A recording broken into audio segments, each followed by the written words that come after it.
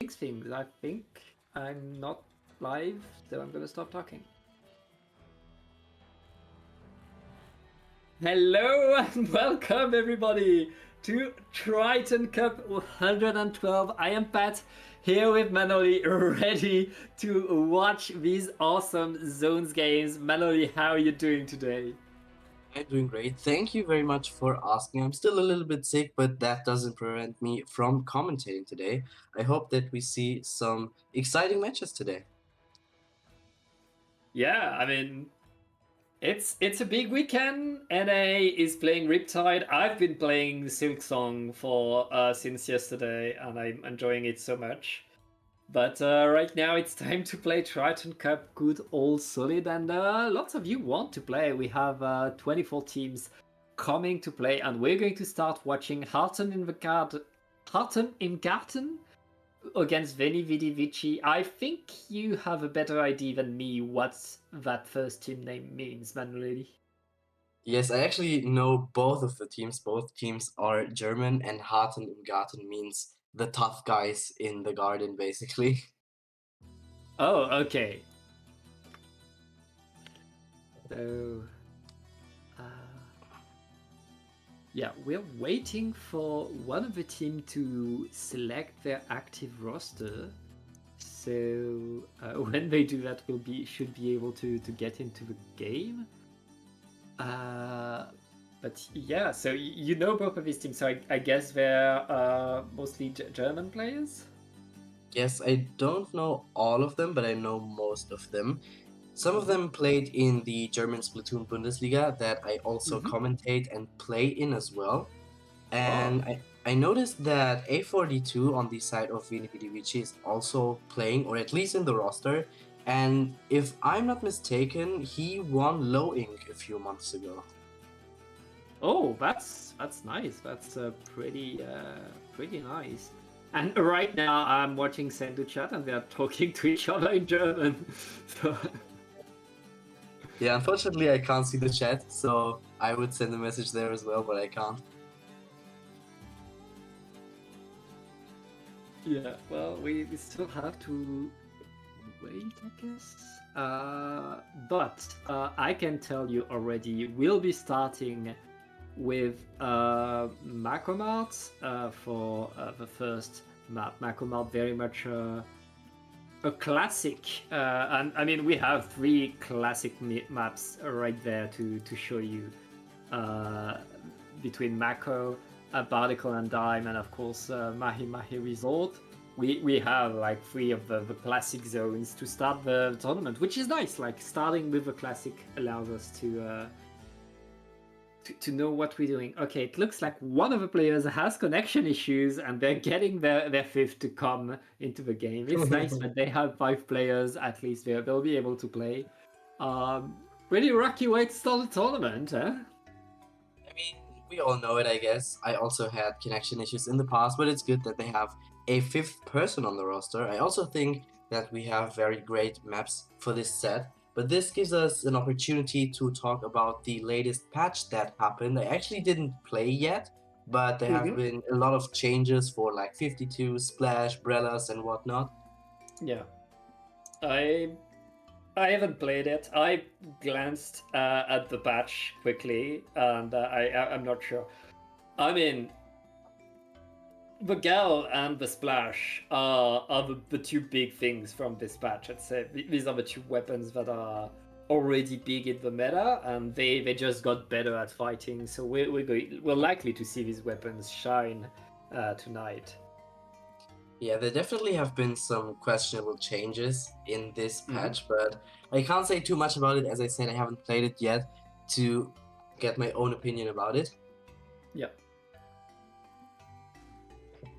yeah. I mean, and when there's a patch, there's always a lot to talk about.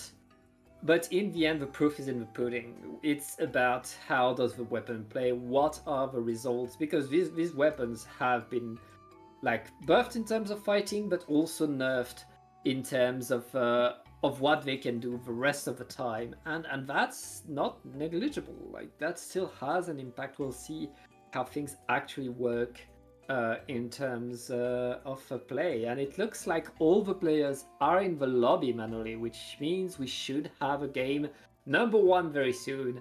Again, it's on Macomart, so we're going to see what the ledge weapons can do. Yeah, I'm definitely curious which weapons we're gonna see. I know like that a few players do play certain weapons. For example, A42 is playing Stamper and sometimes the Viper, and Octodevil is playing mainly S-Blast. But I don't know about the other players. I think Angel is playing Bow actually, so we might see some bow action coming in. Oh, it'd be nice to see some bow. Yeah, I mean, it's anything can happen. We'll know very soon. And it's best of 3, so these teams might get prepared, get ready, and it's time to start on Harten in Garten. I hope I'm pronouncing it right. Are going to have a blaster and a stamper to camp the ledges, and the other side pretty much the same plan. We have two quite similar teams that like to go and fight manually. Yeah, I actually realized that Dixme is playing as well on the edit. If I'm not mistaken, he played for the Austrian Championship qualifiers, but was not quite able to make it. Okay, well, and right now Hartem are fighting for that zone. Very Vidivici scored a few points, but right now we're still fighting for me. Whichever team is able to win that first fight should get the advantage. Right now, Hartem painted the zone, but we still had a 2v2 Manoli, and with 3 players down, it looks like Veni Vidivici are forced out of here, and it's Hartem taking control. Yeah, the Zap has been trapped right there in the corner, so they had to jump out. Rapid is about halfway to their cooler. Buoy bombs coming out, thrown onto top left. Stamper gets taken out. Yep, and right now we see Venidivic coming in. Great, strong fighting pretty well, forcing Hartem to move back, regroup, and oh, there's still a Slusher hiding to the side. I don't think Veni knows that the Slusher is here. Okay, well, the Slusher has moved right now. Oh, nice bomb! Nice bomb. That bomb is going to give Hartem the zone back, and in right now with these strikes, they're in control. Yeah, the bomb actually got a double kill right there, but Veni Vidivici haven't quite been able to get the lead by just 1 point, but it's now 2 people down on the side of Hartengarten. Battle is still raging right now. Blaster dropping, and it's able to get away with it as Hartem has regrouped right now. Venibidi still has some penalty, looking to get rid of it. But right now, the A42 going in and winning enough fights to really keep that control right there. And with a punish on the Slusher, it looks like Benny is going to get the lead and now score more points. Yeah, very important pick here from A42 onto the edit, but now gets taken out by the edit. They were able to prevent the edit from getting cooler. Now they have it ready, trying to get in with the buoy bomb here on the left side. Not quite able to though. Right there, Hartem are fighting for the zone. They're able to apply penalty, and they were able to get enough spots that they really have control over the zone.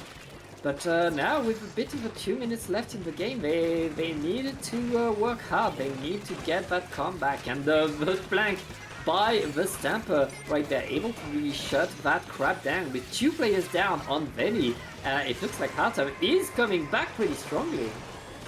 Yeah, they also do have their strikes. They may be able to shred the buoy bomb here. Yes, they are.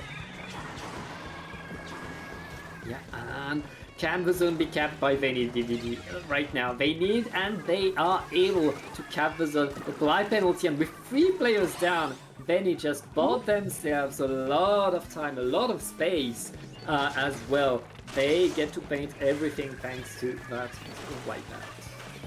Yeah, A42 was very deep into their base, almost getting the pick here onto the Stamper, but not quite able to. S-Blast tries to clear him up, but also is not able to. But do they see the flank from the Stamper here? They do, but they get taken out from the crab. for the Crab Tank. And maintaining an iron defense right there. Veni Vidi Vici.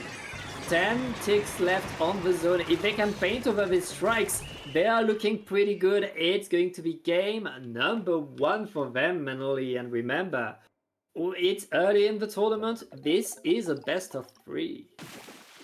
Yes, so this is a match point situation already for Veni Vidi Vici.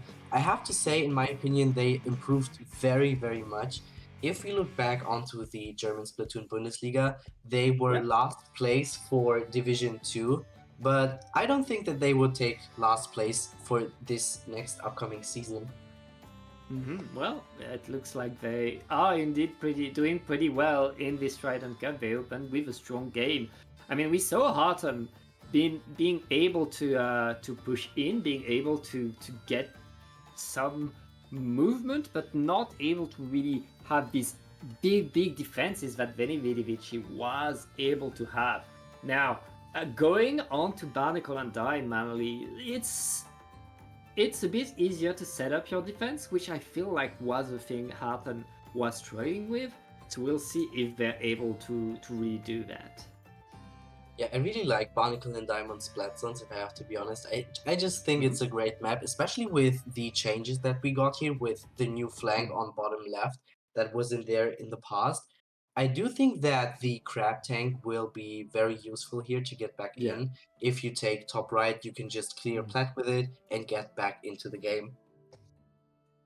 I fully agree. It's such a map for the Crab Tank and for range options in general. Also pay attention to the Rapid Blaster Pro on the side of Harton, because that Rapid can really deal a lot of damage around corners. You have all these tiny ledges, tiny walls that the Blaster can really play around and deal damage around. Like you need to pay attention to that.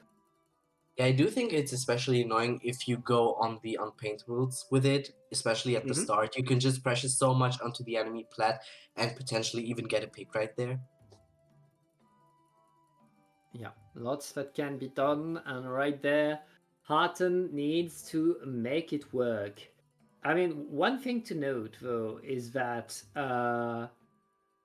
Macomart was chosen by Veni Vidi Vici, whereas now we're going to Barnacle, which was chosen by Harton. So that's maybe a better map for Harton. We'll see how they'll be able to do. Okay, so it's more or less a counter pick if you want to look at it. Kinda, yeah. Kinda. I guess, but we'll see. We'll see if the counter pick works. The thing is, these maps, yeah, they're chosen by one, but we'll still see. Like, we know that Veni Vidi Vici has a plan for Barnacle and Dime. It's still a classic of any tournament, any comp scene is going to have this map. So we'll see how things go. Right now, Harton bringing back about the same comp. Meanwhile, Veni Vidi Vici are bringing a pencil for this zone. I mean, having a pencil on here is very much a good idea. I'm being notified that Manoli's PC just crashed, so I'm gonna keep talking until Manoli appears and we'll say something.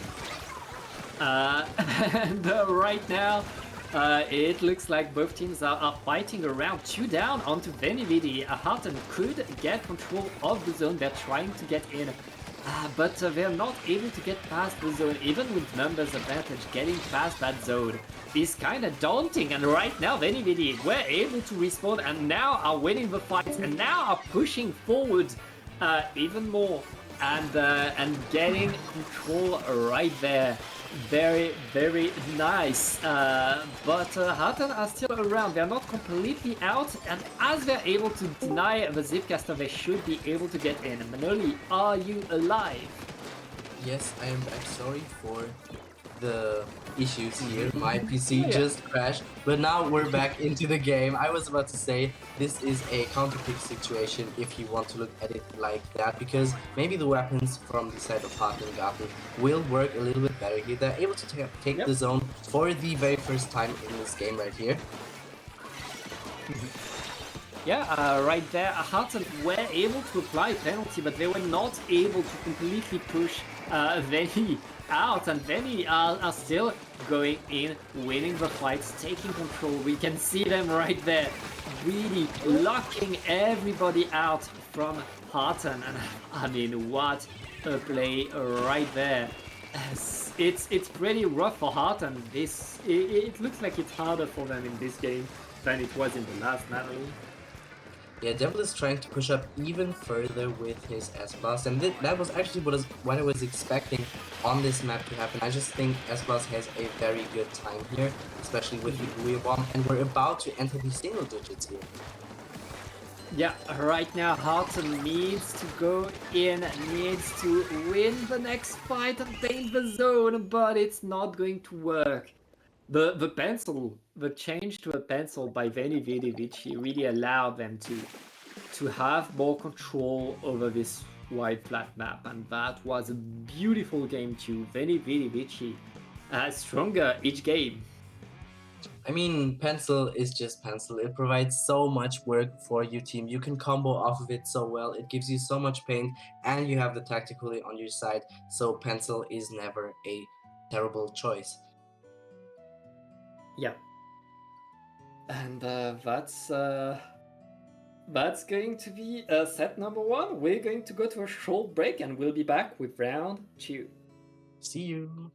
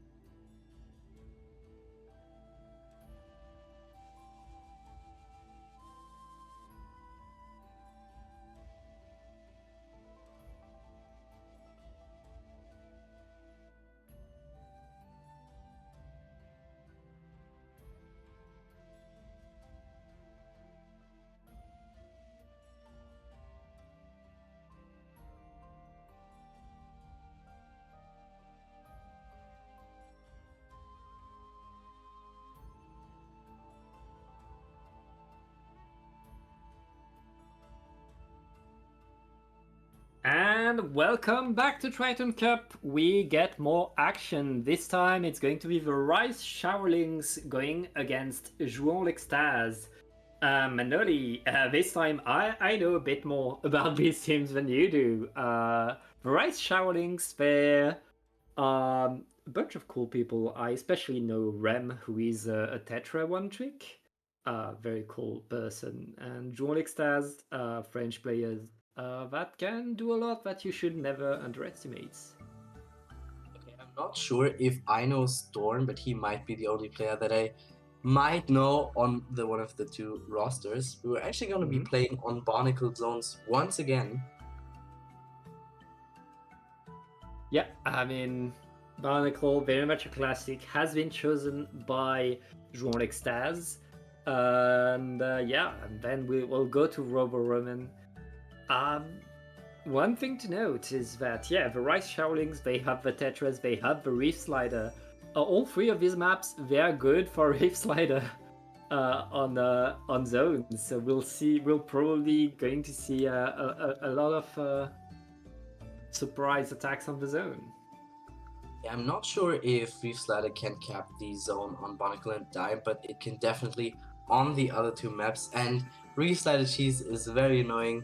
I mean, even if it doesn't help you that much, it can just prevent the enemies from KOing, which is also a pretty nice perk. Yeah. And what I've seen from good Reef Slider players is that they don't only cap the zone with it, like they go ahead of it, they surprise you, they force you to play differently. It's become a good special now, and especially if it's well played, if the players know what to do with it. And we'll see how these two teams are able to do now. We're still early in the tournament. It's only round 2, which means it's just a best of 3 Manoli. So lots of pressure for these two teams. Yes, I personally don't like playing best of three that much. I mean, it makes sense because you don't want the tournament to be hours long, but you have to play very perfect. Like you can just mess up one game maximum, and besides that, you have to play almost perfect. Yeah, I mean, it's you have always some room because it's double elimination. You know, there's you can lose. Plus, for most of the teams, the seeding means the level will be quite far, and this is a formality. These two teams, though, they're pretty close, and there's a lot on the line in this best of 3, which, I mean, someone has to do it. And, I mean, yeah, as you said, we don't want the tournament to last hours upon hours. We want to go to bed at some point, and yeah, the best of 3 is the way. Yeah, I mean, as you said, it's double elimination, so it gives you another chance even if you've lost a set. But of course, it gives you a little advantage later on in the tournament because you can lose one more time, and also you don't have to get the bracket reset. Yeah, I mean, it is going to be a lot. Okay, we're still waiting for a player to join the room, apparently. So yeah, we're getting notified that we should start talking about things. So yeah, I mean, I've been playing Silksong. I don't know if you follow a bit of indie games, Manoli, but like it's been pretty big, and I don't want to spoil the game. But if you're interested in good games, like you should buy Silksong. It's incredible. I don't know that much about it, but I've seen a lot about it on Twitter, and the people are hyping it up a lot, so it definitely has to be good. It is. It is. Yeah, we're still waiting. Okay, player is maybe not in the right pool, I feel like. Yeah, maybe they need to double check again just to make sure that they can even get into the game. I feel like if you're going to play a tournament with other people, you should friend them so that you can join the room more easily. Like that's tournament 101. Yeah, I mean, I do play tournaments with the same people most of the time, so it's easy. But if you don't have anybody at it, it's so annoying. You always have to join the pool, and you have to wait so much longer for everybody to get in. Mm. Yeah, alright. I'm being told that we have everybody in the room. So we should have to wait only 100 more seconds and we'll see Barnacle. So yeah, Barnacle and Dime. We saw it earlier manually. Very wide open map. Very punishing if one team is able to set itself to push the other team back in their spawn. They can keep the zone for a very, very long time and it's hard to retake. But again, it's hard to retake for both teams. It's the kind of map that is quite punishing, but is also quite fair at the same time, you know? Yeah, I do think that especially the start is very punishing if you don't get it right here. Mm-hmm. Yeah, there's a lot to go, a lot to do. We'll see how these players are able to sort it out as they are now choosing their weapons. Yes, so we should be starting in a second with the very first match of this set.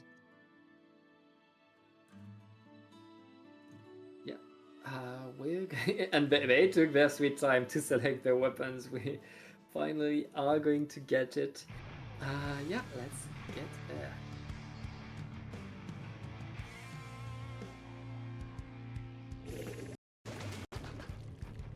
Alright, on the right side of the rice showering, not much of a surprise. Runic Stars, they have a lot of midline. Their only short range weapon is the Ink Brush, which is the shortest range, I believe, in the game. Yeah, the 52 is also playing opening Gambit. I'm very excited to see the Brush play here, and also using the Hammer variant, not the Killerware one. Oh, that's really cool. Oh, you mean on what's it? Oh, on the Brush. Brush, yeah. Oh, Yes. Yeah, well, the Brush is down right now. Everybody is falling down left and right. It's 2 versus 2, but Runic Stars has taken control over the zone. There's a Tetra to the side. Tetra is instantly stopped and sent back to spawn as Runic Stars is now taking control. Very nice opening by Lixstars. Yeah, the Brush gets taken out by the pen here. It's 2 players down on the side of Nordic Stars. 3 players actually. Now it's just the Brush being live, jumping out as well. They're taking the plat, possibly top left as well. Yeah, now the Rice Shoutings are taking control of this map, and I mean, they're scoring good points. The lead from Runic Stars is not that big right now. The Tetras are punished, but they have Tactical. They'll be right back in a second. Rice Shoutings taking the lead right now as Runic Stars are trying to push in, struggling to get there. The S-Blast and the Pencil are by the platform, but can they really take control over the zone? The Bubbler should help allow them to do that, but there's still Showerlings all around. Yeah, 52 trying to stay alive here on bottom left, but it's just the 52 alive. What? Nice team fight by Runic Stars, who are now back in control. And I mean, they're already rid of their penalty manually. They're gonna score more points with some of the Shoutings to attack now. Yes, this could possibly be a lead change. They might even be able to get the zone with the reset I was about to say, but they don't use it onto the zone, but rather on the player. The lead gets switched, but it's 2 people down on the side of Runic Stars.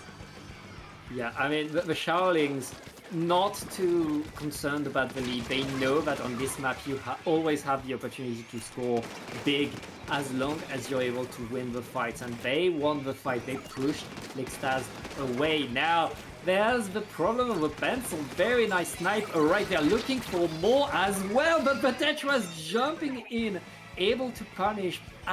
But meanwhile the rest of the team, the rest of the Showerlings got splatted. Runic Stars are going to keep the zone right there.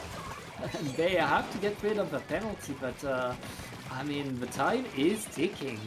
Runic Stars is about to score some more points manually.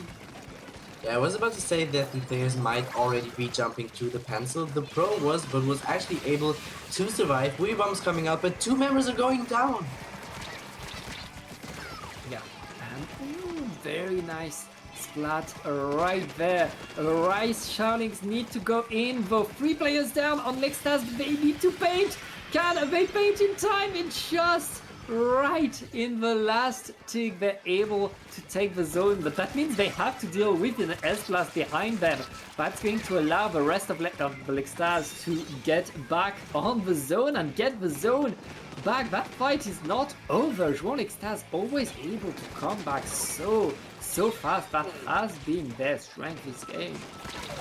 Yeah, I do think that the Zimi definitely would have been able to hold the zone, but he just didn't. The brush is going in, 2 people are going down on the side of the Rice Shaolins very aggressively here, but they don't get the quick respawn either because they got 2 kills before. Weebon's getting onto the zone, 3 members are down on the side of João Lextas, and now the Rice Shaolins are able to get the zone. Yeah, right now, Rice Shaolins, 45 seconds left in the game. They need to hold, they need to maintain control and deny the next push by João Lextas if they want to win this, if they want to come back in this game. And they know they need a KO manually right now. 30 seconds and they're still holding. João Lextas trying to find a way forward. They have a lot of specials ready. Here comes the push from them. The Booyah Bomb is on the zone. It's not enough to paint it. 20 seconds left. Can the Rice Shaolins hold? They need to hold it. The paint is applied right there. Oh, 2 down. Looks like the Rice Shaolins are going to hold the zone manually. Oh my goodness, what a comeback from the Rice Shaolins. I was about to say that the brush is taking a lot of attention from the Rice Shaolins so that the other members of João Lextas would have been able to get in, but they were not able to cap the zone, so this is the first win for the Rice Shaolins. Yeah, I mean, that whole game we really saw the Shaolin struggling to keep the zone, struggling to really deny João Lextas. João Lextas, when they wanted to get in, they were able to get in. But in that final push, in that final second, when it really mattered, the Rice Shaolins were able to stay on top of the zone, to deny the paint, to deny the presence. And really, as you said, like the brush was coming to the side, getting attention. They shut that down. And now they're up 1-0 going on to Robo Roman. Yes, I'm very excited to see this map being played. It's one of my favorite maps, if not even my favorite map. I do think that Nintendo truly made a masterpiece with this map. It's a good map. It's one of these maps that really gives something to do to everybody. Whatever your weapon, whatever your role, your playstyle, you're going to have something to do, a way to express your skill on this map. And this is why we love to see it. Right there, and we'll see how these 2 teams are able to do again. Because it's so good, it's very much a classic, and I expect both of these teams to have a plan ready, to know what to do and to be waiting for what the other team is doing. Yeah, I do think that the brush can shine a lot here with using his hammer if the other team is not watching the flanks properly, or if they don't know where he is at one point of time. Yeah, very much. A brush can always create the surprise. You always have to pay attention to the brush, but right now it looks like Rice Shaolin and João Lextas are keeping the same comps. It's been working for both teams. Both teams have been showing a lot of strengths with these comps, so we'll see how they're able to do with that opening. Right now, let's get to the fight for the zone. Yeah, this time the 52 is not running opening gambit, but rather comeback. 2 people already going down on the side of João Lextas, but they are able to get the pick onto the dualies here. Yep. And right there, we see the Rice Shaolin able to really take control, able to really push João Lextas in, and that's the power of the new Gao, able to really get extra splat very fast. But meanwhile, João Lextas flanked, and that's why you always have to pay attention to the ink brush. The ink brush got the zone, got the splats, and right now João Lextas with a bubbler in there. They were looking like in trouble, but right now they're in control. And now the situations have been reversed. Cooler is coming out on the side of Jamal Extaz. Brush is actually able to get the pick onto this play right here, so 2 people down on the side of the Rice Showerlings. Right now, Jamal Extaz scoring good points, making more and more. The Rice Shardings are back on the zone, but they just lost their gal and their pro right there. That's going to be hard to fight for them. The Reef Slider is to the side, but the Reef Slider on the low ground needs to jump away. Now they're going in, not much time. Can they cap the zone? Yes, they are still alive, but Jamal Extaz has a huge lead early. Yes, so now it's just the pencil life. They have to jump out. The jump gets taken out as well. That was to the pencil. And did you see the Tetris was almost taken out by the hammer, and then they wouldn't have been able to use the Reef Slider onto the zone to get themselves back into the game. Yeah, right there. That's Nestles coming from the right shorting, who are maintaining the pressure thanks to their specials. They're staying in control. Oh, wait, the control is taken by Alextaz right there. Oh, no! No penalty was not applied, and with 2 players down, it looks like the Rice Shouting are still in there, but a wipeout. And right now, Jean Extaz, now they need to run at the zone. They don't have a choice. They need to run in. Yeah, I thought that the Brush has a great opportunity with his hammer right there, but was taken out, and this Okay. is the wipeout for the Rice Shoutings, making it 2-0 for this set. Yeah, very, very nice play by the Rice Shouting. Jean Extaz. They opened so strong. They had a huge hold over the zone, but the Rice Shouting able to come back, able to push in. And again, once they find that control, once they find the right position, they're able to really deny any push from Jean Extaz. And yeah, that's a 2-0 by them. Very, very nice play. It looks like that's going to be them moving forward. But it's not over for Jean Stars. Remember, it's double elimination, Manoli. Yes, I do think that it can be quite difficult to get back into the game, even if you've got a great push to 1. I mean, we saw it before. They were able to come back and take the first game in this set, and now they were able to close it out, making it a 2-0, not dropping a single game. Yeah, very, very well played. Move forward with the next round of the tournament. We'll be back with round number 3. See you!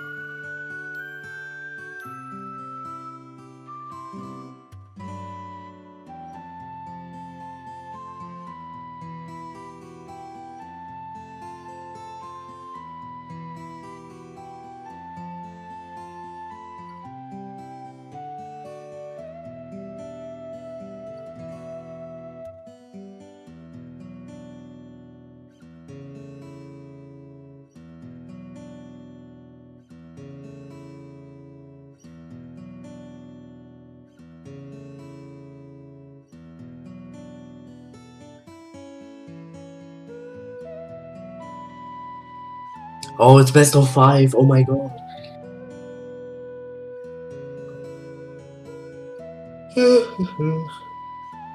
All right, and we're back with Triton Cup 112. It's now round number 3. And Manoli, we get two of the teams that we see pretty much every Dapple tournament. It's going to be Zipcat going against Distinct. Two teams that have been grinding the game, improving. We want to watch them play, and we get to watch them play some more because we are now in best of 5 territory. Let's get right into the game, starting with Humpback Pump Track. Yes, I actually commentated for those two teams. The last time I was commentating for Triton Cup as well. We do see a tent coming out on the side of Distinct, very interesting, and also the new Tri-Slosher once again. Yeah. I mean that kind of comp is the typical Distinct comp. They like to run their tent, they like to run their bow, and it's working for them. They've made it work. But Zipcat is the new kids on the block. They're ready to fight for that zone. And right now, having a bucket, having 2 buckets on this map is going to be huge for Zipcat. That's very much a map that likes the buckets, but it also likes the Roller Tiger. Popping a bubbler on the zone is going to cap it. Did you see that hammer throw on the right side right here? Beautiful kill. Yeah, good hammer can always do the damage. Zipcat is going to get back onto the zone though, and these sloshers are working pretty well. Distinct, they have their 10 going in. Oh, but nice bomb right under the feet. The shield cannot do anything. But Zipcat lost a few too many players. It's only Fruit right there that's with the bucket forced to move away as Distinct is coming back in. I mean, both teams have been applying penalty on the other one. We're still waiting for good points to be scored, Midori. Yes, Fruk was able to find the trade onto Tiger. Beautiful hammer kill right here, but gets taken out eventually. I do think that the Roller and the Tri-Slaughter are gonna be the main threats that you want to look out for on this map mode combination. Yeah, and right there, Zipcat is control of the zone with the screen to really maintain their presence. Nice splat by Mooch. Mooch is such a beast with the bow. But, I mean, that's not enough to take the zone right there. Zipcat is still in control. They have to make do with a Roller behind them, but they're able to deal with that 3 down onto Distinct. It looks like Zipcat is maintaining their presence and are going to get the lead, Manori. Yeah, the pencil is taking a very aggressive position right here, which I really like because they can take a lot of paint in the enemy base, be a threat, and just annoy them to not let them back into the zone. Yeah, and right now Zipcat just a few more ticks away from victory. Can they deny? Can they win? Tiger activating the bubbler and able to get 1 splat, but that's not enough. They need to paint some more. Can they get it? No.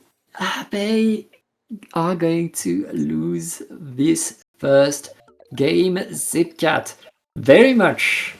I mean, the double slusher on this map, it's such a power move, and it always works. To be honest, I have to say that I was pretty sure that this thing is going to be able to take the zone cap right here because they had a tent, they had the chumps, they had the players, but they were just not quite able to. I think 2 members went down on the side of Distinct and then they were not able to cap the zone. And so Zipcat was taking the first game here, sorry. Yeah, no, here's the thing about this thing. The reason you're surprised by that is this thing doesn't run a pencil. A typical team will have a pencil at their backline, and the pushes that they got, had they had a pencil, they would have capped the zone. But with a bow, it's different. You need to do the extra work, which Distinct, I mean, they've stuck to it. They've made it work over and over, but I mean, they know they have to paint more. They know they have to fight harder to get the same results. And right there, we saw what happens when you don't do that. And Zipcat able to get the victory, bringing a Nautilus and a Splash. I'm eager to see that new Splash. I love that weapon, and seeing it getting a fighting buff is awesome. It's going to make that weapon even better in my eyes. I mean, especially for the side of Distinct, if the Zimmy gets taken out, you don't have a painter anymore. I mean, Bo does paint pretty well, especially with the chumps, but it's just not that much for the roller to get back into the game to potentially get some kills.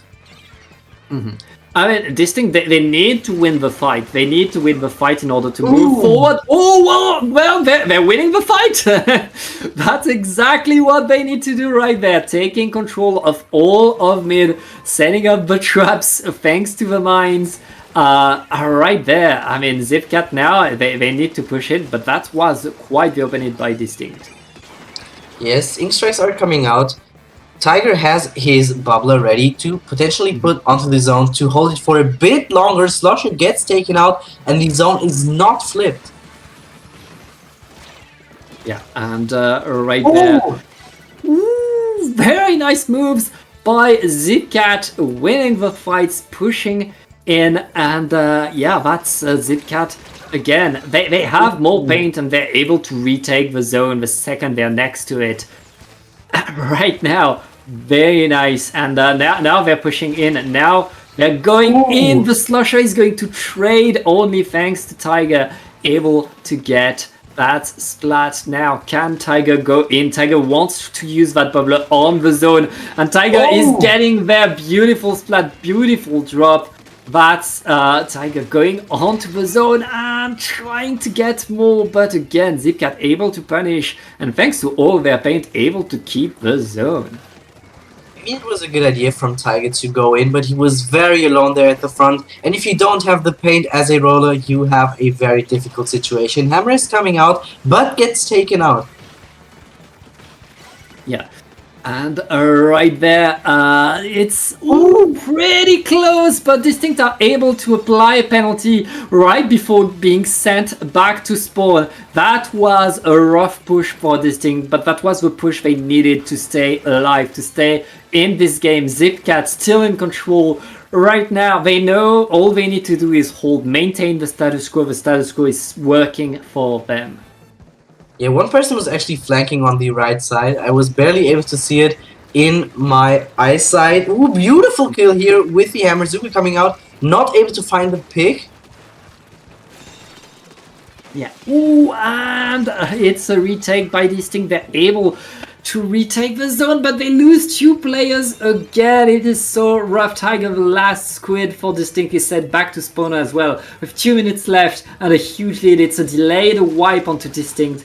But now, struggling, and that splat onto the tent is going to cost them dearly. Zipcat right now on a victory lap. I mean, they are simply winning their fights, and these strikes are going to give them more space. Yes, they need to make sure that Tiger doesn't find a way in with his bubbler. Kulu's coming out, but it's 2 members down on the side of Distinct. Are they able to hold the zone? They are making it 2-0 for this set already. Zipcat has more paint, and right there, even when Distinct was able to get next to the zone, it didn't matter because Zipcat was able to completely outpaint them, keep their control, and now they're up 2-0. I mean, Distinct are able to fight, but again, like every mistake is costing them a lot. And right now, Zipcat, they only need one more game. Yeah, I do think that Zipcat used the weaknesses from Distinct very well to their own advantage. I mean, as you said, they don't have that much paint, so they need to get the picks, and if they don't, they will lose the game. And we saw that Zipcat did a beautiful job. Next up, we have Ramen. I do think that Tiger can have a very difficult time here because he has to go through the zone in order to get to the enemy's elbow. Yeah, I mean, it's a lot of work. Tiger did a wonderful job, but in the end, they couldn't do enough. Zipcat was all around, and I mean, when you're completely outpainted, it's hard for a roller to really find the sharks, find the good positions. They were forced to use their bubbler quite early, and now it's do or die. Manoli going into Robo Roman we'll see how they are able to do. Yeah, I also do think that Robo Ramen favors the weapons from Zipcat because, as you said, they do have a pencil. Pencil is very annoying on this map. You can throw the sprinkler Mhm. on top of the ball, and it almost paints the entire zone within one charge. Yeah. Yeah, but it's still it's a good map for Distinct. I know that Distinct loves this map, and I can't wait to see them play on here. This is the right map to allow them to reset their mindset and get their head back in the game. As I say, that Zipcat is taking control over the zone and forcing Distinct to just poke their way, try to find a way forward. They're not finding a way in, as Zipcat is very much still in control. Yeah, Mooch was just holding onto his chums, I was about to say, for the teammates to get back into the zone, especially for Tiger. It's important that they put them out, but Tiger gets taken out, and it's 2 members down on the side of Distinct. Yeah, Distinct. I mean, penalty was applied, and Distinct. Ooh! Hammer can do things, and right now Distinct are able to hold the zone, but they're losing their players as well. Zipcat, thanks to the numbers, are going to get the cap once again. Tiger on the zone, they're dancing, but they're getting punished. The chumps are all there is left for Distinct to paint, but they're kind of by themselves. Facing the crab tank, it's going to be pretty rough. Penalty applied once again, but Distinct is still struggling to get control. A hammer was thrown against the little wall here, gets taken out as well now. They are pretty close to a beautiful fall of damage here, not able to get the pick though. And right there we see Zipcat. That's holding the zone. That's done with their penalty. They're about to extend their lead as they are facing. Wait, that's a vacuum? Oh, it's the vacuum tent.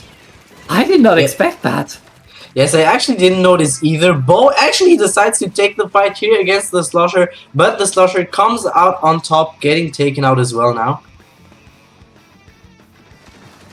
Yeah, and right there we see Zipcat still holding the zone. Distinct are still in this game. Distinct are always next to the zone, ready to repaint it. But ooh, very nice splat right there by the tent, activating the vacuum can. They cap the zone. There was an extension of the amount of ink that the vacuum can get, and also it can get a bigger explosion thanks to that. So we'll see if that plays a role right there. I guess it's going to be better at capping the zone. And ooh, wait!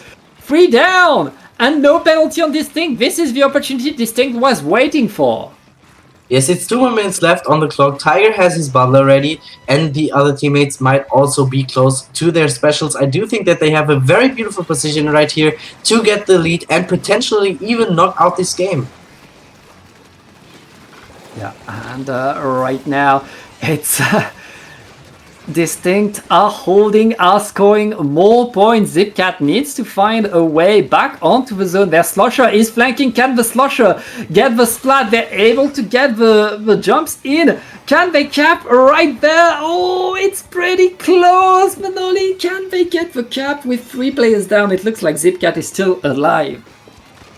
Beautiful flank from the Slosher actually. I felt like he wasn't quite sure which person to aim at, but he was able to get the picks and cap the zone with the help of his teammates.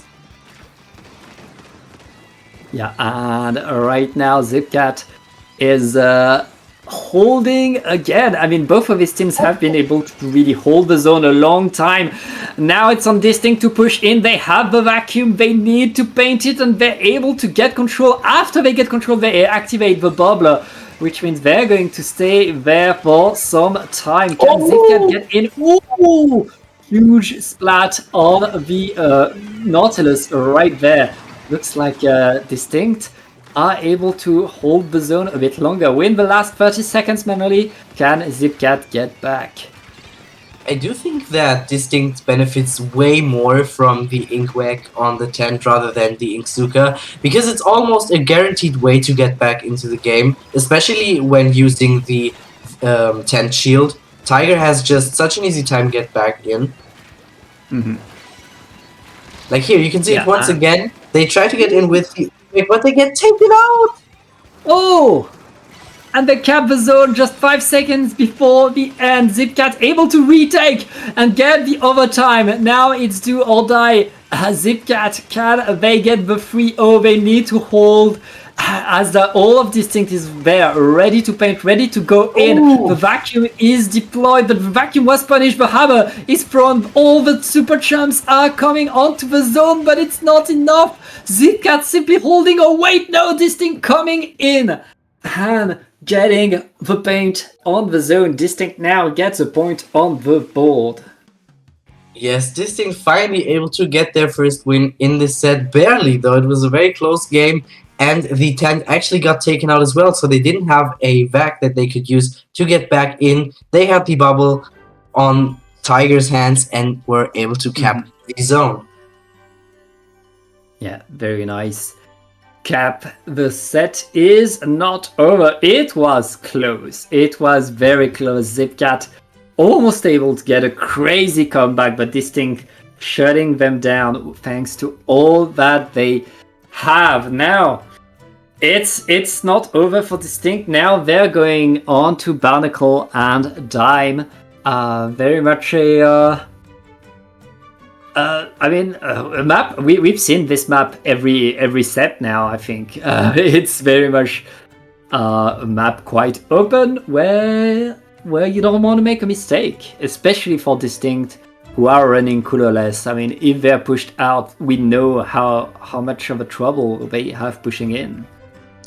To be honest, I do think that they don't really have a way to get back in if they don't get a kill at the start with the help of Tiger, because as we already said, that's the main aggressor that they have in their comp, and if they know where he is and take him out, they just have such an easy time to get in and also take top left potentially.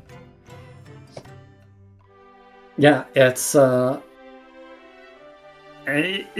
very much about control now. And here, on this map, the backlines are going to decide a lot.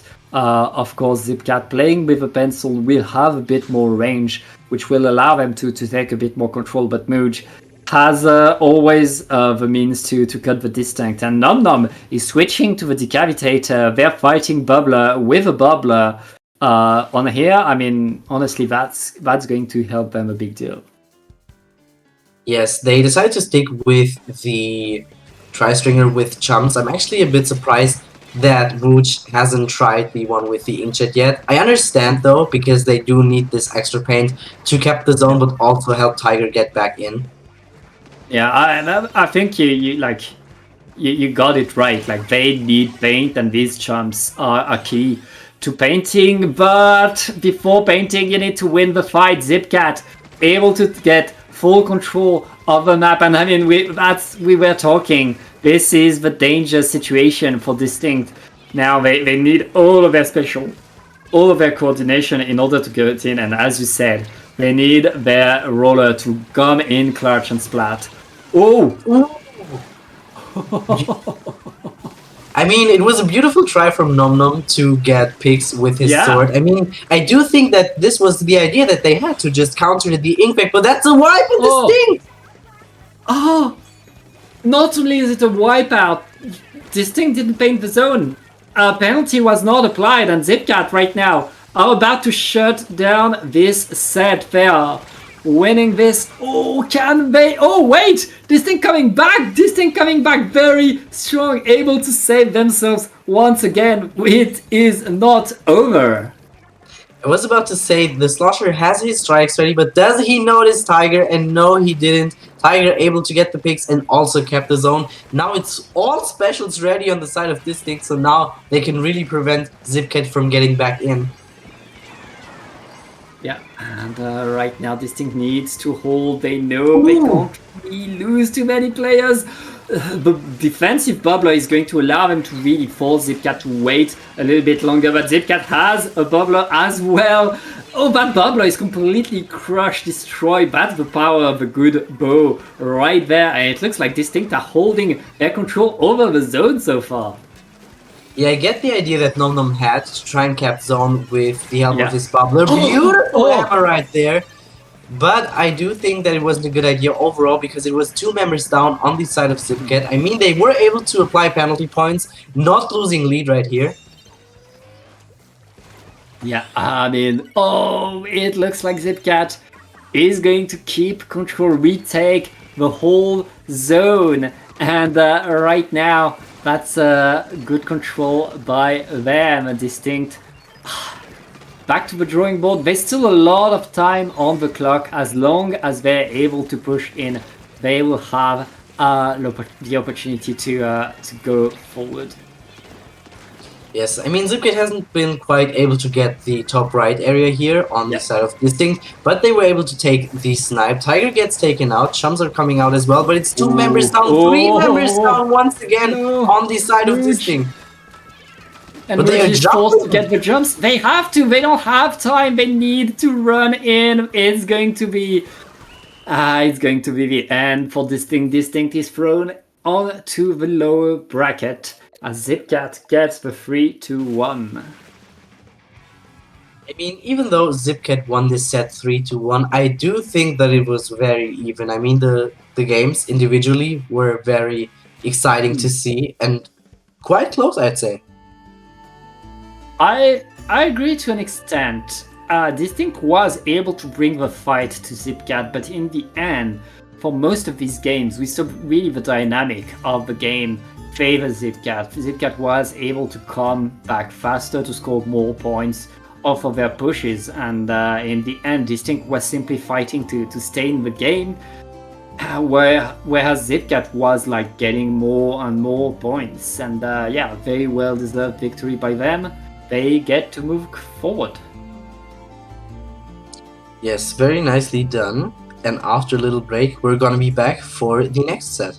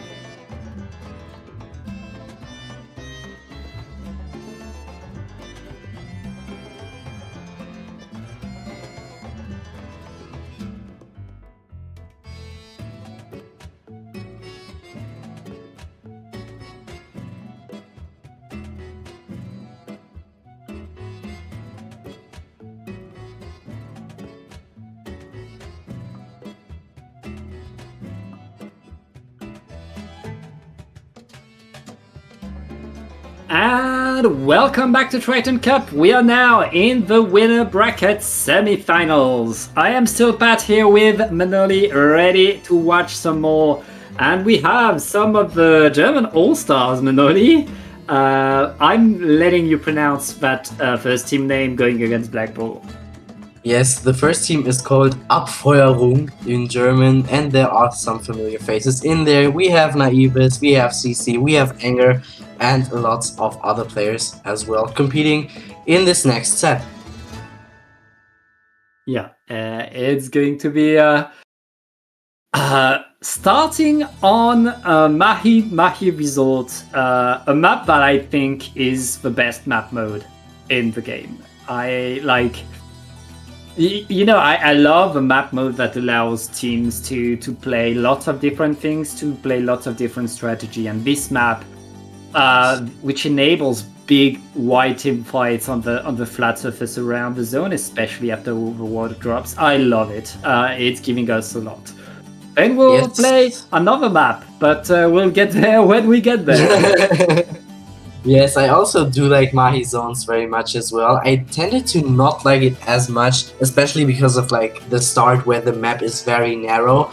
But over the course, I used to like it very much because, as you said, you have lots of strategy to use on this map. But let's see what both of those teams are running now. Yeah, we're going to have that's Black Bull in yellow, by the way. Our colors are inverted. But right there, Black Bull, Anger bringing, of course, a 10 because that's Anger. On the other side, Abfeuerung, rocking pretty classic weapons. And again, I'm glad to see a Splash. The new Splash is very much a fighting one now. Yes, and we also do the Missile Pro coming out for the second time today. I think it is very strong weapon, very strong kit. 2 people down on the side of Abfeuerung, 3 people now. Just the pen left alive, and now Black Bull is gonna be able to push onto the enemy flat. Yeah, and Black Bull right there. They set themselves up. Having a tent, especially if that tent is Anger up there, is so frightening to see. Thankfully for Abfeuerung, Anger was forced out, but right now Black Bull is still holding as the water is dropping. 2 down on each side. Who's going to keep the zone? 3 down on Black Bull. Can the blue team get back on there? Yes, it looks like they're gonna take the zone. I was about to say that Anger has to be very careful for this Stamper right here, because obviously they can shred the shield of the tent very fast, and they did, and were able to take them out. Beautiful pick onto the blaster right here. Yeah, and that's right now Abfeuerung holding the zone, not letting the cap happen. The Booyah Bomb is deployed, but I think the Booyah Bomb is against the wall, so it can't be thrown in the direction of their opponent. Oh yes, they're able to throw above and get it still. But 30 ticks left onto the zone. Black Bull needs to push now. They are able to get the cap, which means they're still in the game. But now we're back to another team fight, and there's a crab tank on the other side. Yes, able to apply some penalty points on the side of Abfeuerung here. 2 minutes have been played already, 3 more minutes left to play. Stamper trying to fight against this tent right here, is dragged into the corner, but gets taken out from the blaster. Oh, what?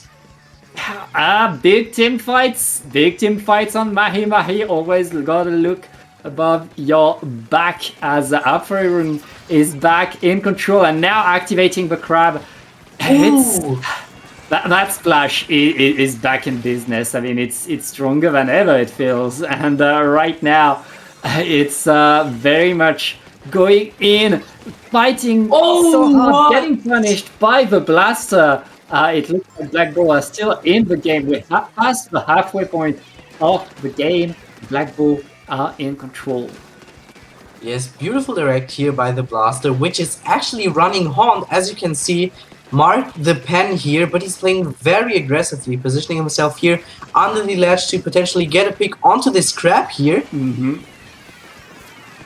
Yeah, and right there, the blaster is forced to jump out. Is not able to though, as Abfeuerung is in control again. The missiles are being thrown by Black Bull, but these missiles are not going to help the push much. I mean, there's not enough control at Furrowing are going to keep the zone right there. That Pro is defending, but he's alone, and that's up Furrowing making more points. Yes, Black Bull really do need some specials to get back into this game. No more penalty points left. Anger decides to drop on the left side here, gets taken out. Blaster gets very weak, gets the pick here, but are they able to paint the zone? 5 more ticks left. And one tick is all that they needed, but Black Bull were able to get in to paint, but they lost a lot of players in the process, and they still have to defend. 1 minute left into this game, Manoli. Yes, it does look like Black Bull is able to hold the zone for a little bit at least now. Strikes are ready on the side of Abfeuerung. They take out the Pro as well. Are they able to get back in? 2 members down, and they do cap the zone. Yeah. I mean, we see one team that's very much able to push in and to do a lot. Black Bull struggling to get the comeback right now. 30 seconds left, and they need to take control of the zone pretty quickly right there. Bouillabon coming in is going to punish Bazooka. It's 3 down on Black Bull. Only the Pro is left standing to the side. That Pro is getting the jumps they need to, but I mean, they don't have much time. They're able to paint. Oh! They're able to get the zone in the last second once again, but 2 members are gonna be taken out here on the side of Black Bull. They are able to get the zone once again, but it's 2 members down once again. A lot is being thrown, but in the end, the firing squad are going to take the zone, are going to retake control. And with a score of 99, are going to get game number 1. Very, very exciting game to see here for the start of this set. I mean, in my opinion, it was pretty close once again. And I have to say, I'm pretty happy that we see the Missile Pro coming out once again, because it has been shining since it has come out. Yeah, I mean, that Pro, I feel like it's not the strongest weapon. But whatever the comp you are running, having a Pro on your comp is going to round it up, is going to work well with every weapon right there. And that's what you want in the weapon at the end of the day. You want a team player, and the Missiles Pro is the ultimate team player, which is perfect. Now, Manoli, it's time we talk about Mincemeat Metalworks. I mean, do we want to talk about it? Probably not, but I guess we have to. I mean, it's not the most popular map, but I do think that, especially on zones, it is okay to play on. Yeah. I wouldn't say that it's the worst map. I think especially on zones, every map has something to teach you. Every map has a reason to be played.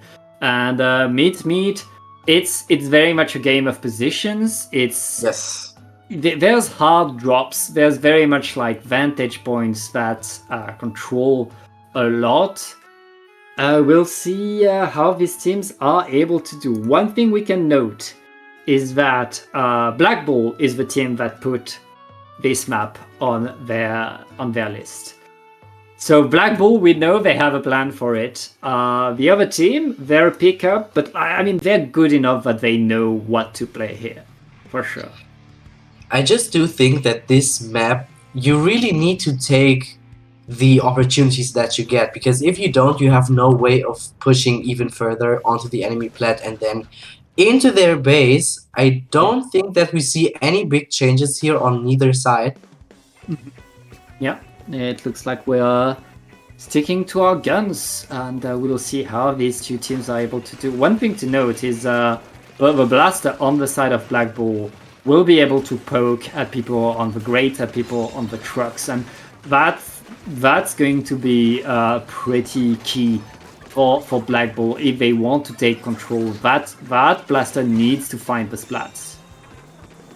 Here, Stamper was trying to shred the 10. 2 members getting taken out on both sides, actually. Anger staying on the right side. Has his Zuka ready, potentially able to get a pick onto the pen here. Yeah, the strikes are coming onto the zone, getting the splats onto the tent right now. The fight is still raging for the zone, but with 2 players down, Black Bull are forced out. Upfiring are going to take the control right there. Now it's their turn to hold. We'll see if they're able to do as well. The Stamper instantly stopped. They know you can't let a Stamper under that ledge getting control, and they absolutely shut it down. Beautifully played. Now, I mean, Black Bull coming back strong right there. Yes, they're coming back very strong indeed. They are looking to get their strikes ready, trying to find the pick onto Anger. They are able to. Cooler is coming out, close to strikes. Crab is getting used as well. Yeah. Ooh! And, ooh! Yes.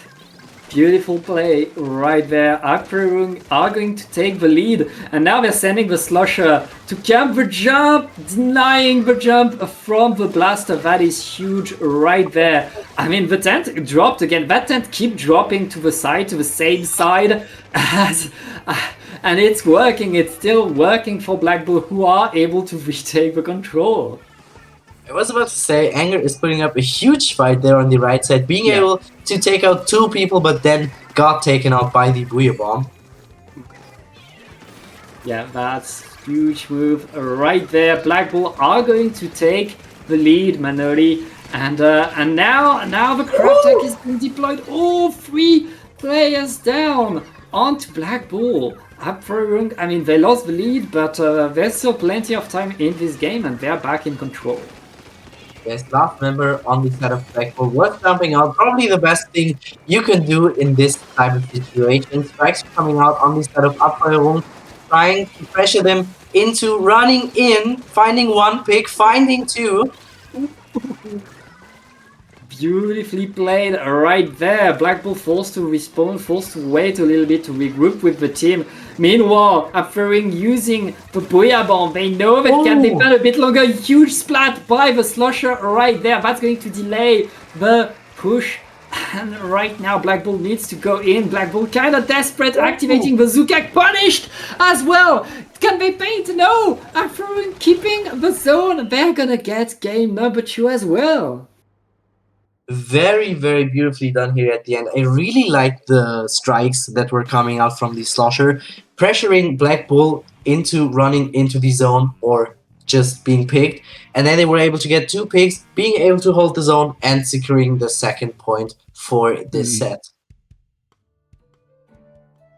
Yeah, that's a beautiful play right there by Upfiring, who stay on top, and Black Bull are fighting them, and especially we saw Anger going over and over to the side and being incredibly successful. At the end of the day, one team is able to stay on top, one team is able to get longer pushes. Black Bull, we saw them get flanks, but we didn't see them like get the holds that Upfiring was able to have. Now we're back to a Hagglefish market. I'm kind of surprised. This is the first time we see Hagglefish today. Yes, that was what I was gonna say actually. To be honest, I don't like Hagglefish that much personally, but I'm very curious if we're gonna see Crab Deck today because we haven't seen that yet either. Yeah, but first, I mean, we need to talk about Hagglefish. Yes, it was chosen by Upfiring. I'm sure I'm absolutely destroying this name. I'm sorry. I'm doing my best. but yeah, right now it's on Black Bull, and honestly, on this map, Tent is pretty good, I think. So Black Bull very much has still the opportunity to get a comeback as long as they know what to do, as long as they play together. They very much. We've seen that they're able to bring the fight.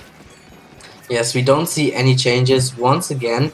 Cooler and Crabtech are coming out to secure the first zone cap here, hopefully. Yep, right now. Oh, that's 3 down! That's 3 down. Black Bull getting the control, setting themselves on the zone, and after being forced to wait, forced to regroup right now. A huge opening by Black Bull. Yes, so far Abfeuerung are pressured far back. Cooler's coming out and two specials are ready. So they probably want to wait for their Stamper player to be back alive and then push in with their specials. Strikes get used, but that's actually the zone cap. Yeah.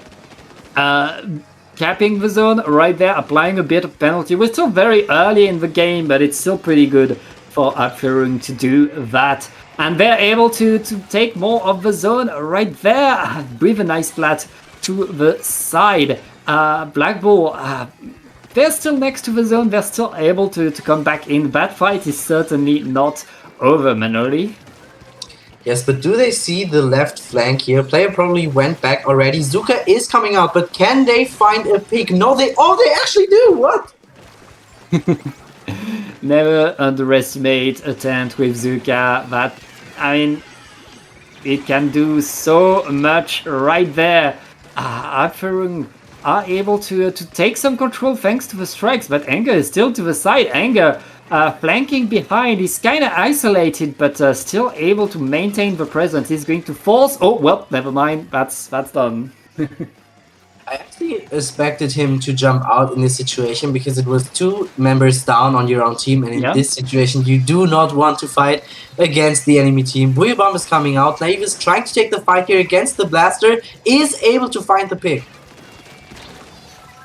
But gets taken out. Right now, 30 ticks left on to the zone, and Black Bull are able to get a retake. Black Bull are still in it, and I mean, with all the splats that they're getting right now, this could be the start of a big hold for Black Bull. Yes, they might even be able to use their Inkback to get in a little bit more. Of course, they have to watch out for the Stamper that they don't just get slashed through. Blaster trying to go in a bit more, actually surviving here and getting the pick. A nice pick and jumping away from the crab. Beautiful move by the Blaster right there. That's going to give almost the lead. Can they get it? Yes, they can get the lead. With 2 minutes left in the game, it looks like Black Bull are now in the lead. Ooh. And it's two members down once again on the side of Abfeuerung. Zuka is coming out once again. Are they able to find a pick? No, they're not. Stamper fighting against Anger here in this corner, barely surviving. Yeah, nice jump out by Anger. That was a lot of attention taken. That was a lot of time wasted by Anger. And now Black Bull are forced to concede the zone. They still have the lead. They're still ready to fight. They're still around, and Anger simply walking across the zone, getting it back, and getting a trade with the pencil.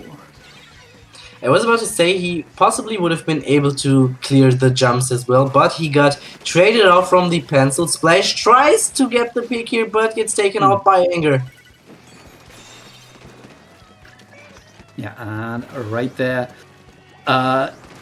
it's certainly not over. Abfeuerung fighting for their way back in, but Black Bull has so much presence around the map right there. The Booyah Bomb is not going to do much. Everybody from Black Bull is there to paint 2 down onto Abfeuerung. It looks like Black Bull is getting stronger and stronger. They are cleaning up with 30 seconds left, but I mean, that doesn't matter. Just 10 ticks left onto the zone. Abfeuerung needs to throw everything they have at the zone. Will it be enough? No, it won't. Black Bull gets a point on the board.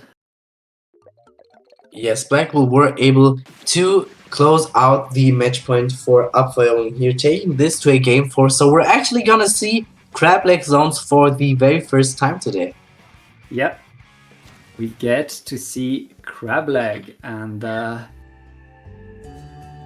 mean, you wanted to see it, you get it. They granted your wish. Thank you very much. Yes, I'm curious if we're gonna see any changes, but so far we haven't seen any, so I do not think that we're gonna see any big changes here on this map. I just like it so much because if you're able to secure mid, you can go over top right, you can shark below the snipe on the ledge, you can just do so much on this map, and I really like it. I feel like if there's any map that favors Black Bull, this is the map. Yes. Like, it's going to be like after they've been playing well, and I mean they're up 2-1. They're leading in this set, but this is the best map for Black Bull that we're going to see. So like Black Bull are looking pretty good, but apparently they know what to expect. They know there's going to be a tent running at them across the grate. There's going to be a blaster waiting for them under the grate. And there's going to be a pencil ready to do anything. I mean, it's very much the crab leg deal that pencil and blasters are very, very dominant here. So we'll see how they're able to deal with that. Okay, I was actually curious if we might see a Vec tent coming out once again, but we don't. I just think that Blackpool probably thought, okay, we can get more value with the Zuka and especially on a pencil or something like that. You do want to take him out. Beautiful pick on the blaster here by the Stamper. Yeah, that's a nice opening by Purung. They're forced to move around because of the missiles, but they're still in this fight. And with 2 down onto Black Bull, Purung is going to get control around. I mean, that blaster is forced to jump out now. The whole of mid is for Purung. Beautiful pick here by the blaster. Also has his bubbler ready right now. Maybe in combination with the Inzuka, they could be able to get back in, but Anger gets taken out. Yeah, and 50 ticks left. We're past the halfway mark right now with the Stamper on the top left. Black Bull needs to find their way back in. The Bubbler is deployed. Every special has been used by Black Bull right now. And they haven't gotten the zone yet. They haven't gotten the zone. They're not on the zone yet. They need to paint 2 down onto Apirung. Can they paint it yellow though? They need that paint. All of Apirung is respawning, is getting back on there.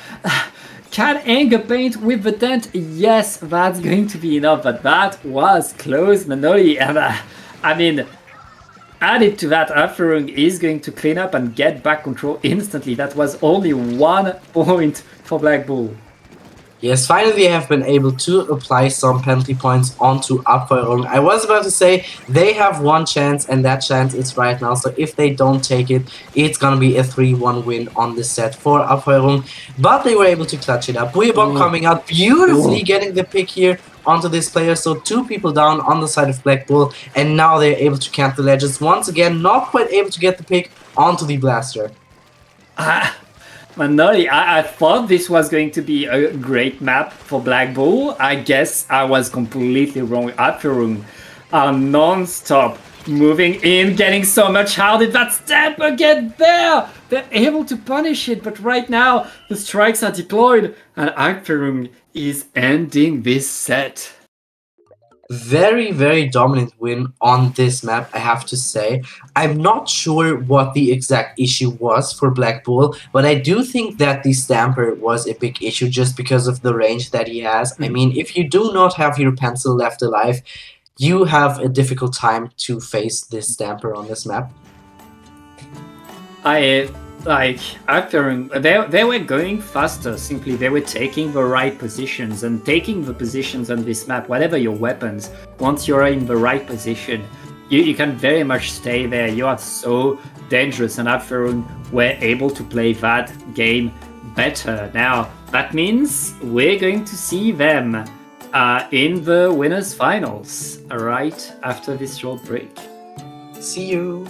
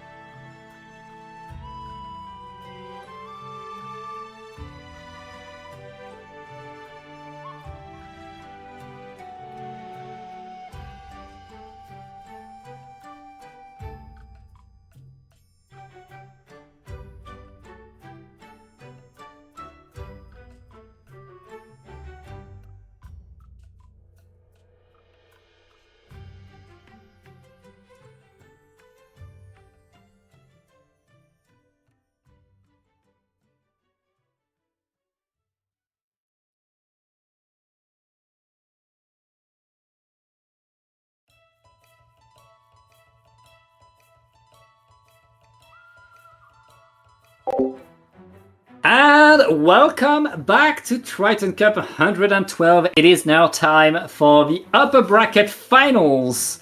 And my wonderful co-caster Manoli had to go. It is now Italic's turn to get on the Mac. Italix, how are you doing? I'm really good, thank you. I noticed that you didn't say that I was also a wonderful caster. but it is my first time casting. I don't. Yeah. I can't say that until you've said a word.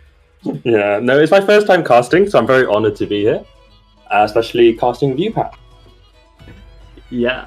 And right now we're going to watch Abfeuerung, which we just saw play semifinals, winning commandingly, going against the Rice Showerlings. The Rice Showerlings got the crazy upsets to get here. They beat scene number 1 in a reverse sweep, and then they beat scene number 4. I believe it was 3-0. So like they're very much coming in very, very hot.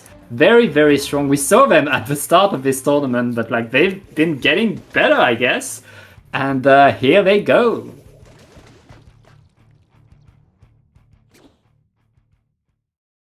Oh, so we're seeing a nice pencil on one team and Edit on the other team. I think Edit probably weaker on this map, in my opinion, but we'll see what happens.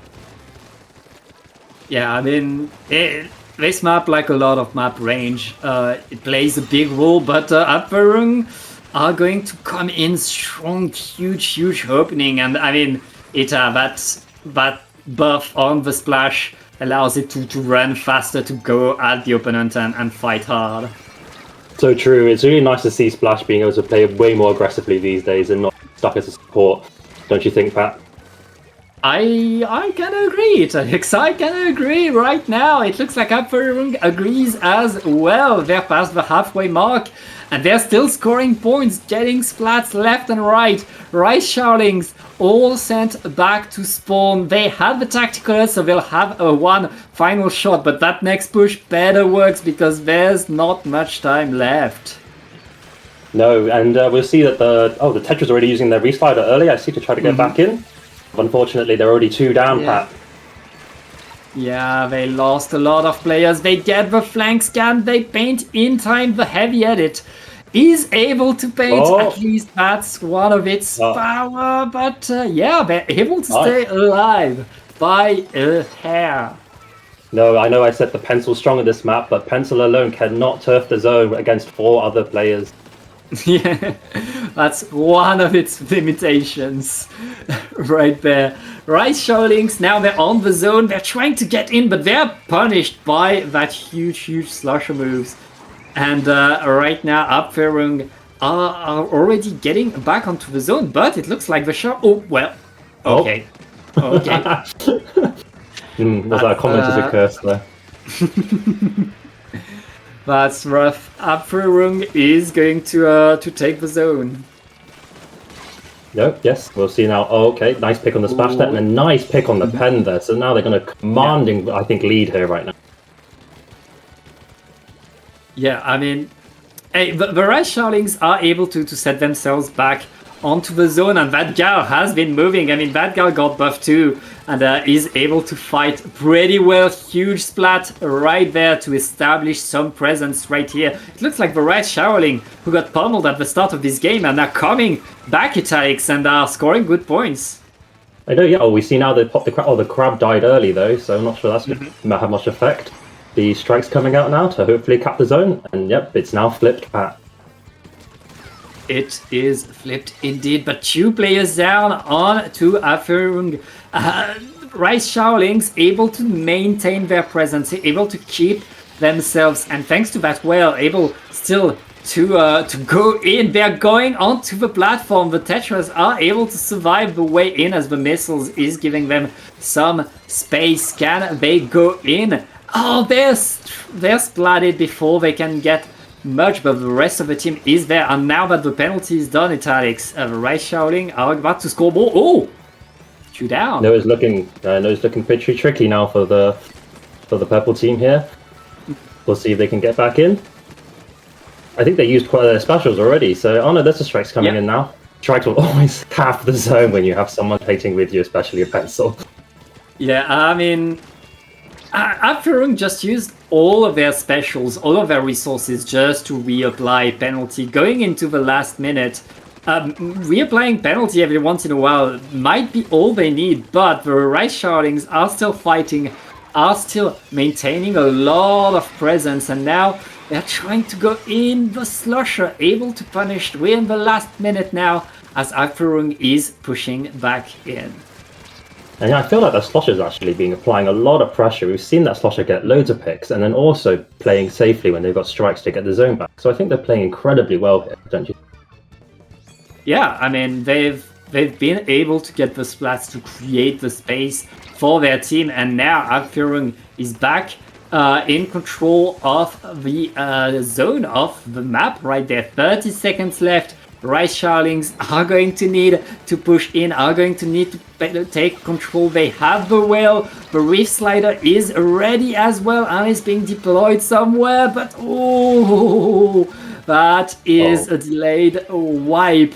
And Alpharung, I think they're going to get game one. No, I agree. I think it might be a bit too late now for the other team to get back in. They're dropping down. The strikes come out to secure that win, and go. Yeah, and that's going to be game number one. But, Italics, I mean, Alpharung, they got a monster opening. The Rice Showerling were coming back in this game. They didn't have the time to get the big comeback, but they learned what Alpharung is doing, and hopefully they're able to use that knowledge that they just get in the next game. Yeah, I would. Yeah, let's see what happens. I think I agree. Like, it was a commanding start, that game. And I think during the halfway point of that game, it was just sort of specials over specials over specials until someone could try to get into their spawn. But I wonder what happened in Barnacle, and if we'll see any comps.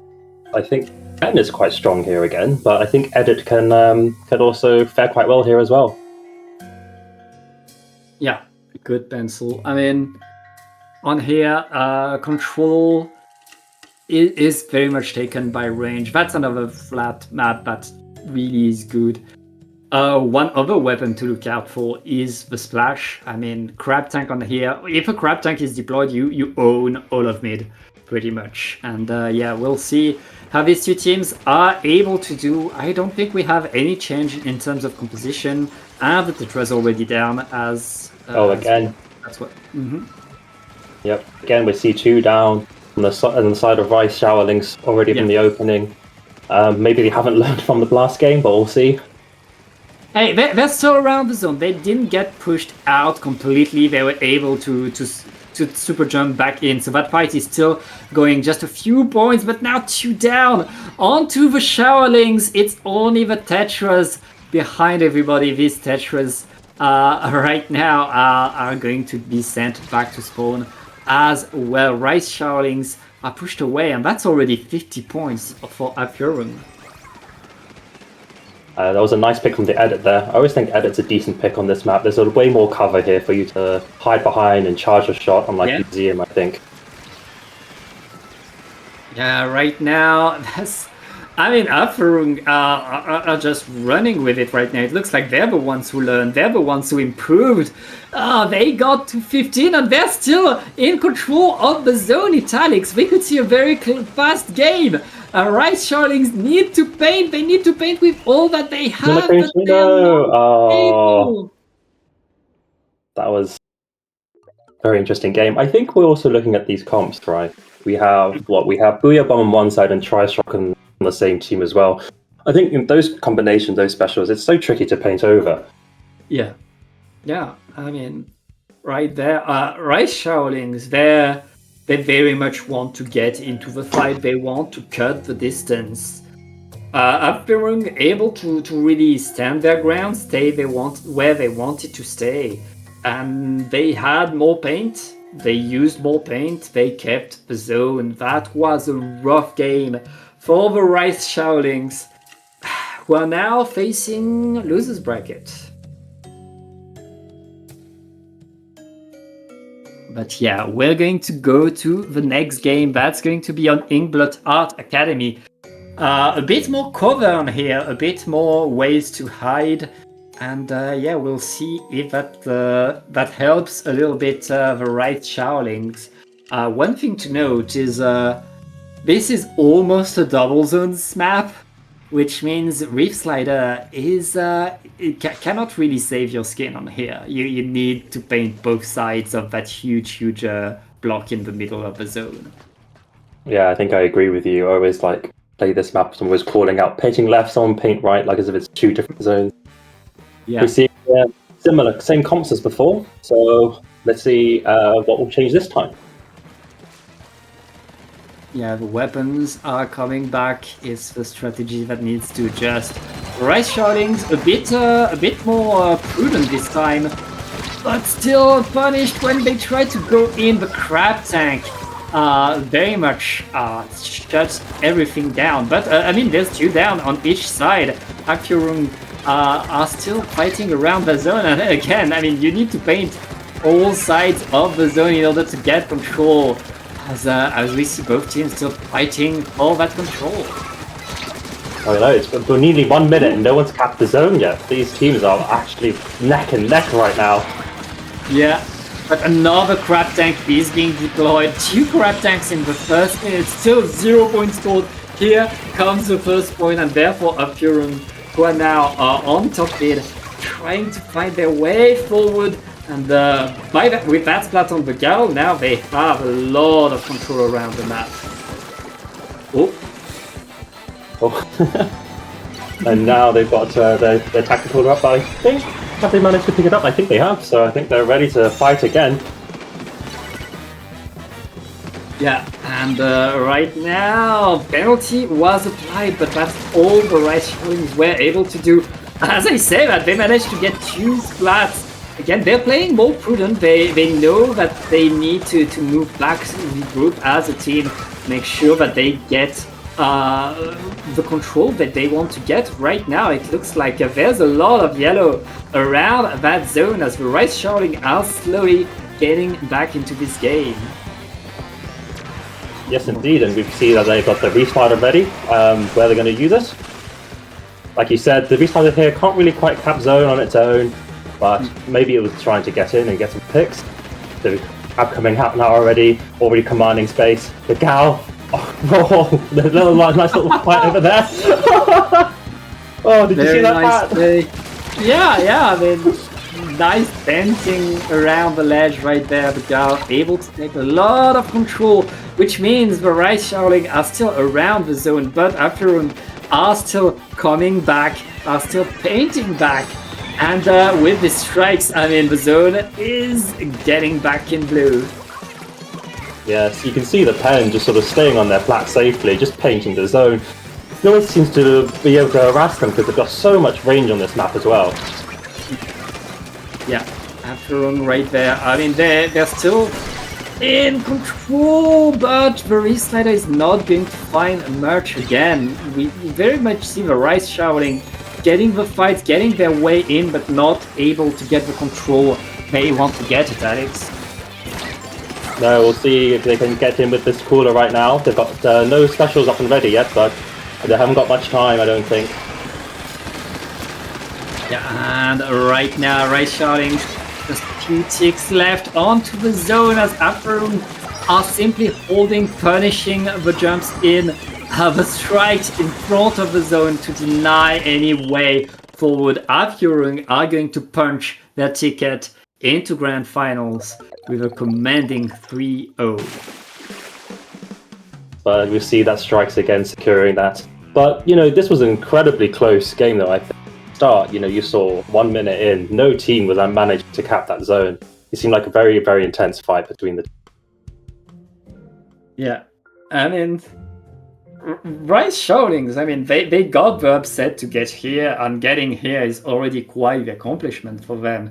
They managed to get the fight. They were managing to answer the calls. They were able to get a few pushes, but in the end, they were not able to maintain presence enough to push Afurung away.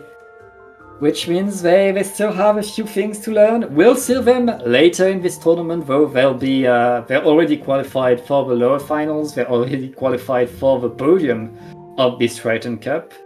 As for us, we're gonna take a short break, and we'll be back with the lower bracket.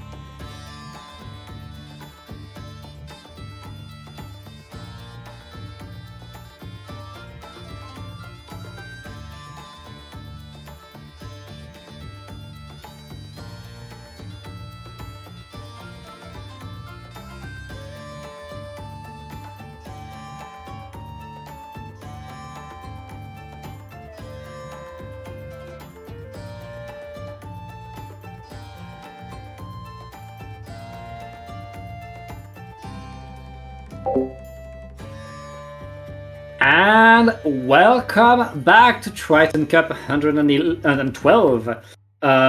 We are about to watch the lower bracket semifinals, and because we are still in lower bracket, that means we get best of threes. It's going to be only forever going against our seed number 1 that was upset, Howdy.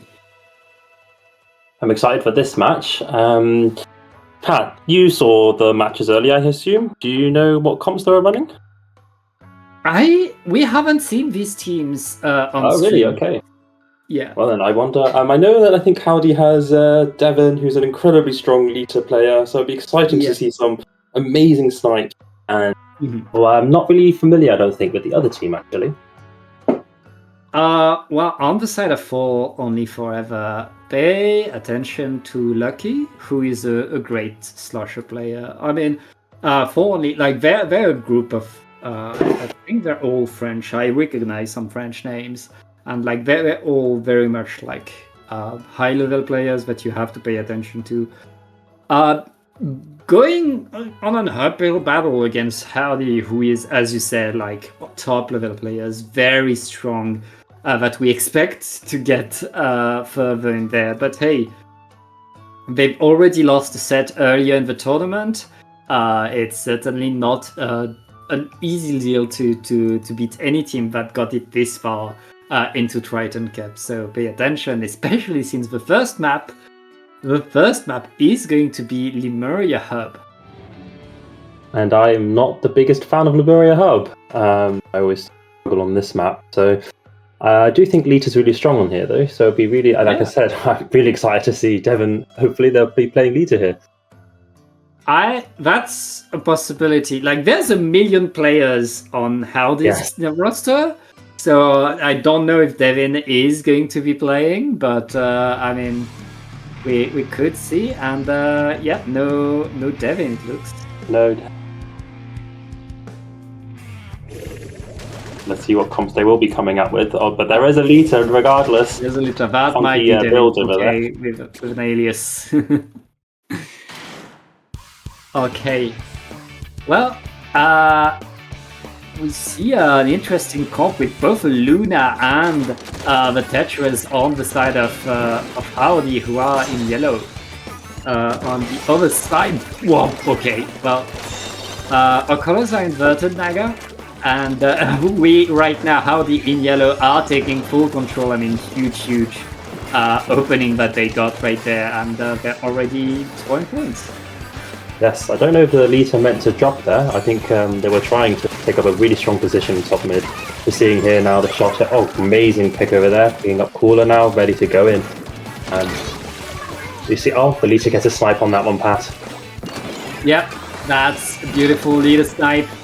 And right there, Howdy very much holding strong, not letting Only Forever get in. I mean, it's been non-stop controlled by Howdy, and there's more and more yellow around the map as the game is going by.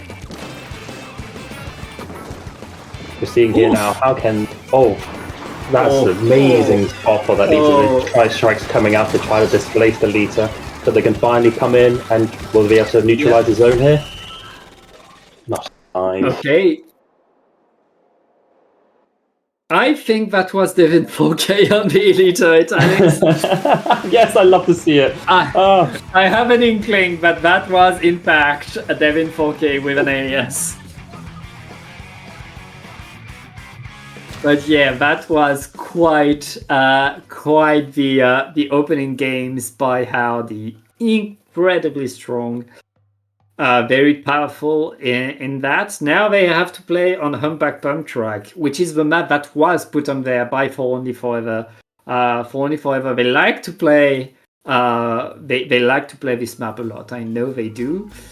But now they're gonna go against the Luna. But I guess it's like you said. They have a really strong Slosher player. Slosher's going to have a command and control on this map, sure. Yeah, but a Luna on here, I mean, a Luna can deal damage. You know, it has kind of the same features as a Slosher, except it can one-shot. So pay attention to the Luna if the Luna comes back. Yes. But I also think sometimes, not to harp on about the Lita again, sorry, can you tell that I'm a backliner? I do actually think that the Lita is but underrated on this map as well. Really? Yeah, it has such amazing range. Once you set up, you know, snipe from all sorts of distance. Set up, you know, when you're trying to lock out from the zone, you can get anyone dropping in the street. I genuinely think Lita's actually pretty good here.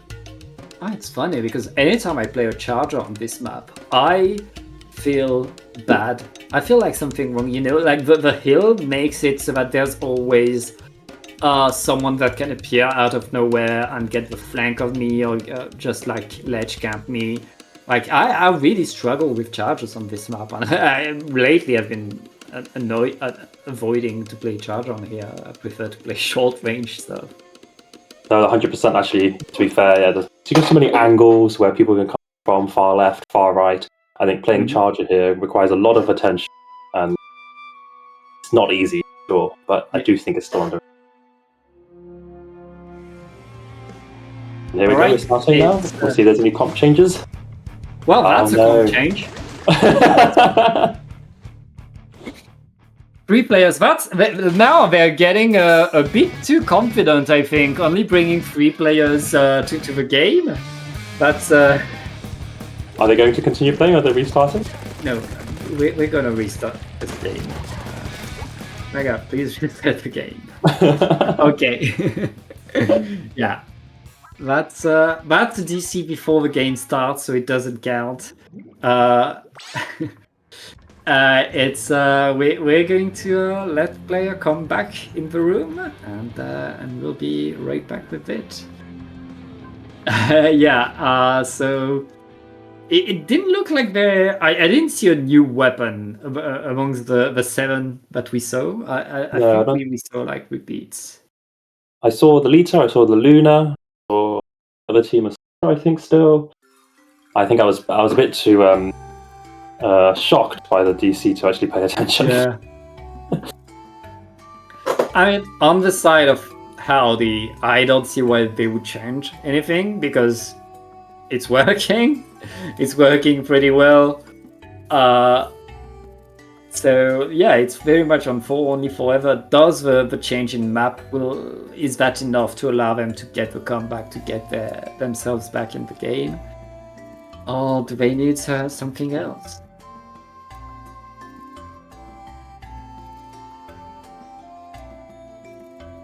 But yeah, going onto Humbug, as we were talking, like there's a lot of angles in there.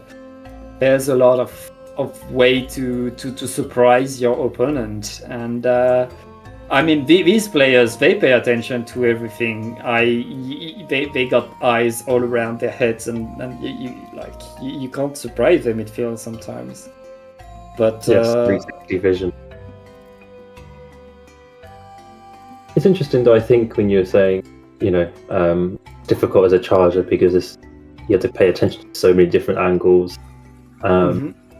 That kind of makes me think from a different map though, is how I really struggle to play charger on Urchin because there's just so many angles that the enemy can come from, and again, like there's loads of bumps and humps and things.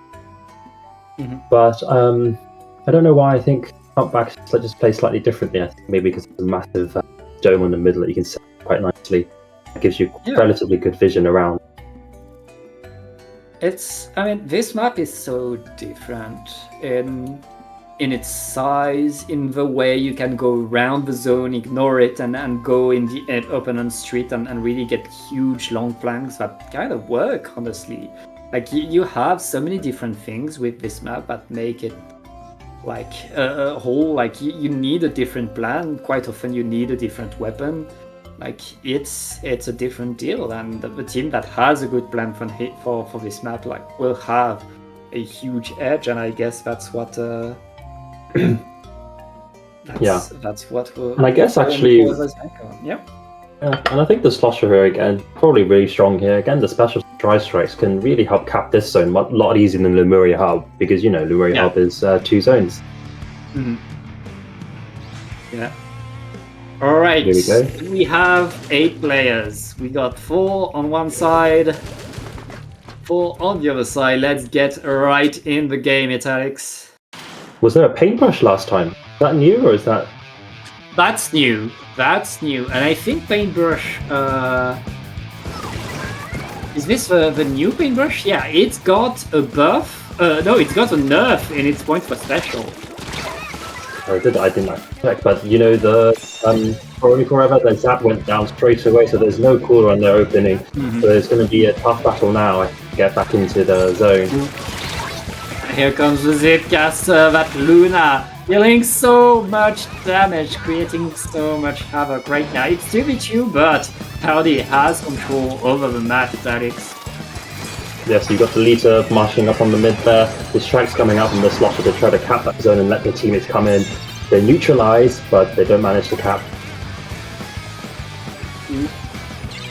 That is going to happen though, as Fallen Forever able to get back onto the zone and able to get all the splats right now. They're very much cleaning up beside them. They still have 2 specials to use for their defense. That's huge. I mean, these strikes being thrown forward at the opponent as they're trying to push will allow only to really solidify them. So, well, never mind. Never mind. The strikes missed. I was about to say the strikes are followed up by the crab beautifully, but unfortunately they all went down.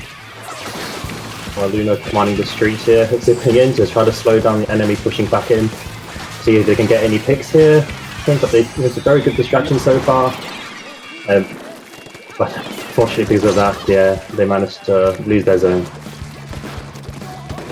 The zone is blue right now, man.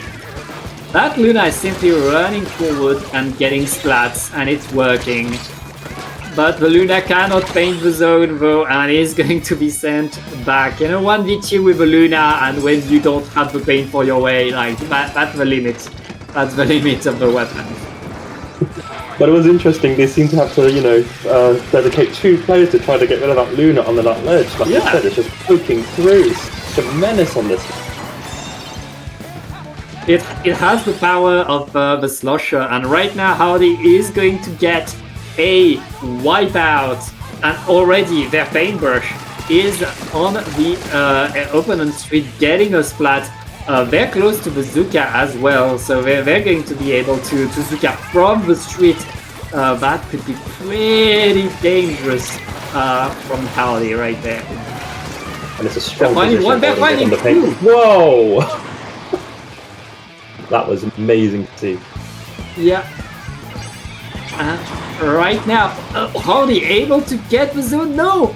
No, they do not keep the zone. Oh, I just noticed we're just 1 point away between these 2 teams as Fallen Forever is fighting to get that point back and fighting to get the lead now. That was an excellent trade from the Zap there, who was cooled up getting that pick on that Luna, who has been causing a lot of menace against their team. You see now we've got the paint up. Oh, the Gal here. Trying to cap the zone here, getting a nice pick here. Will they get another one? No, in fact, they did not. They did not get it, but Howdy are getting the zone. They lost 2 players as they're running forward. I guess the plan is to apply penalty, wait for another push. Here comes the next push. I mean, these players are going so fast. They're always constantly someone to maintain some presence. The Paintbrush right there is around the zone, and that Paintbrush can paint a lot, Alex. I know, yeah, I always get shocked when I face against the Paintbrush. I don't see them that often. I always forget how much range they actually have. We can see the Slosher now here on the trenches. Trying to see if they can get going far right now. Try to command and control the zone. Oh, nice pick there. Oh, but the zone managed to flip over, Pat. Yeah, the zone flip, which is quite nice for Howdy. 8 points remaining for 4 only, but whoa, that's a triple by the Luna right there. Huge Zipcaster. Howdy is back in action, back on the attack. I mean, that Luna is punished. Every time we see that Luna, they're always getting amazing picks. It's actually really fun to watch.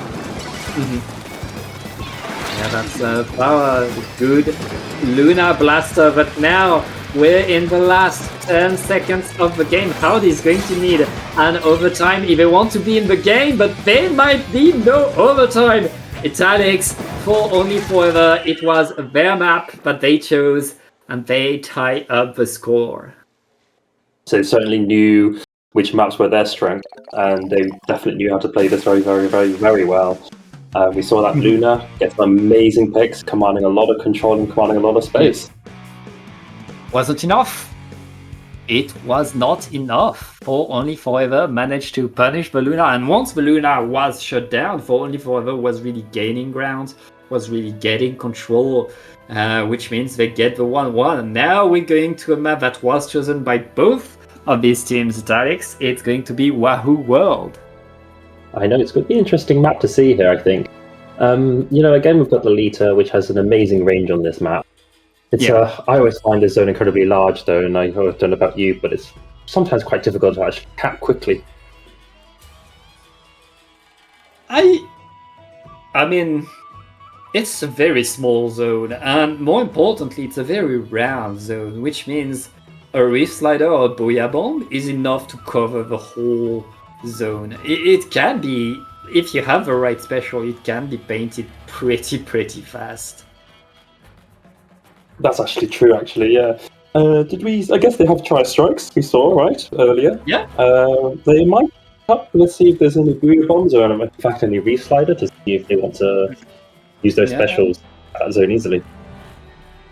It's true. We've seen the strikes from the bucket. Other than that, it hasn't been very much hit. So we'll see what these two teams bring if they adjust things. I'm honestly kind of surprised we see a game 3. After game 1, I really felt like Howdy had this in the bag, but For Only Forever really woke up and got back in the game and really took back control in a beautiful game number 2 now. Can they use that momentum? Can they keep the fight going on a map where you don't have as many ledges, where you don't have as much now? The good news is they're more likely to see the Luna Blaster coming.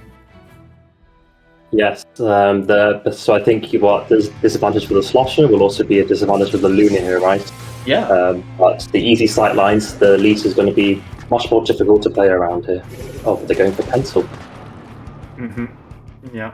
Well, say goodbye to the Luna, I guess. Howdy is done with their shenanigans. They know that game could get them out of the tournament. They want to stay in. They want to win it all. So they bring a more classic weapon, though they don't have the Lita. Wow, they have the Splats. That was a brilliant opening there from For Only Forever, getting 3 to 4 there, now delayed white. They've already putting pressure onto their snipe on the top there. We've seen an amazing pick. That bomb pat, that Booyah Bomb pat. Yeah. I mean, that Booyah Bomb was not enough to capture the zone yet, though Howdy is going to do that with the main weapons. Wait a second, I think we got our colors inverted again. Wait, am I think... Oh no, it's... They're all using aliases and it's like... Yeah, For Only Forever is in blue. Yeah, okay. I'm done. And right now, Howdy is fighting to get that zone back. His teams are 1 point away again. As now it's about trying to get control. And yeah, Howdy right now throwing the strikes. It's their turn to get control of top mid. Perfect. You can see the Slosher here just trying to get a pick here on the enemy's battle here, trying to control those specials, but unfortunately gets picked off. Yeah, and Rapid able to get one splat, but getting punished for it. Meanwhile, the zone is painted in blue by 4 only, but they lose a bit too many players. Howdy is going to keep the control. Now the Pro is still around, and Pro is still very much a solid weapon that can get splats. Howdy though, keeping the zone and looking to push that Pro away, but the Pro is still there, Italic. That Pro still getting the splats. That was amazing play there, bro. Yeah. But they're finally coming down. Slosher just came back. It seems like they've been really trying to paint over the zone, but the pencil's just sort of commanding the zone control with its range, and they can't quite paint over it. Yeah. Ooh. Well, with that second splat and a wipeout, that's going to be game and set for Howdy, who are now moving forward into the lower bracket finals, where they'll meet the team that put them into lower bracket. The right wait to watch showing that is set. going to be a rematch. Huh? Can't wait to watch that set. Yeah, well, Very we're going excited. to watch that right after this very short break.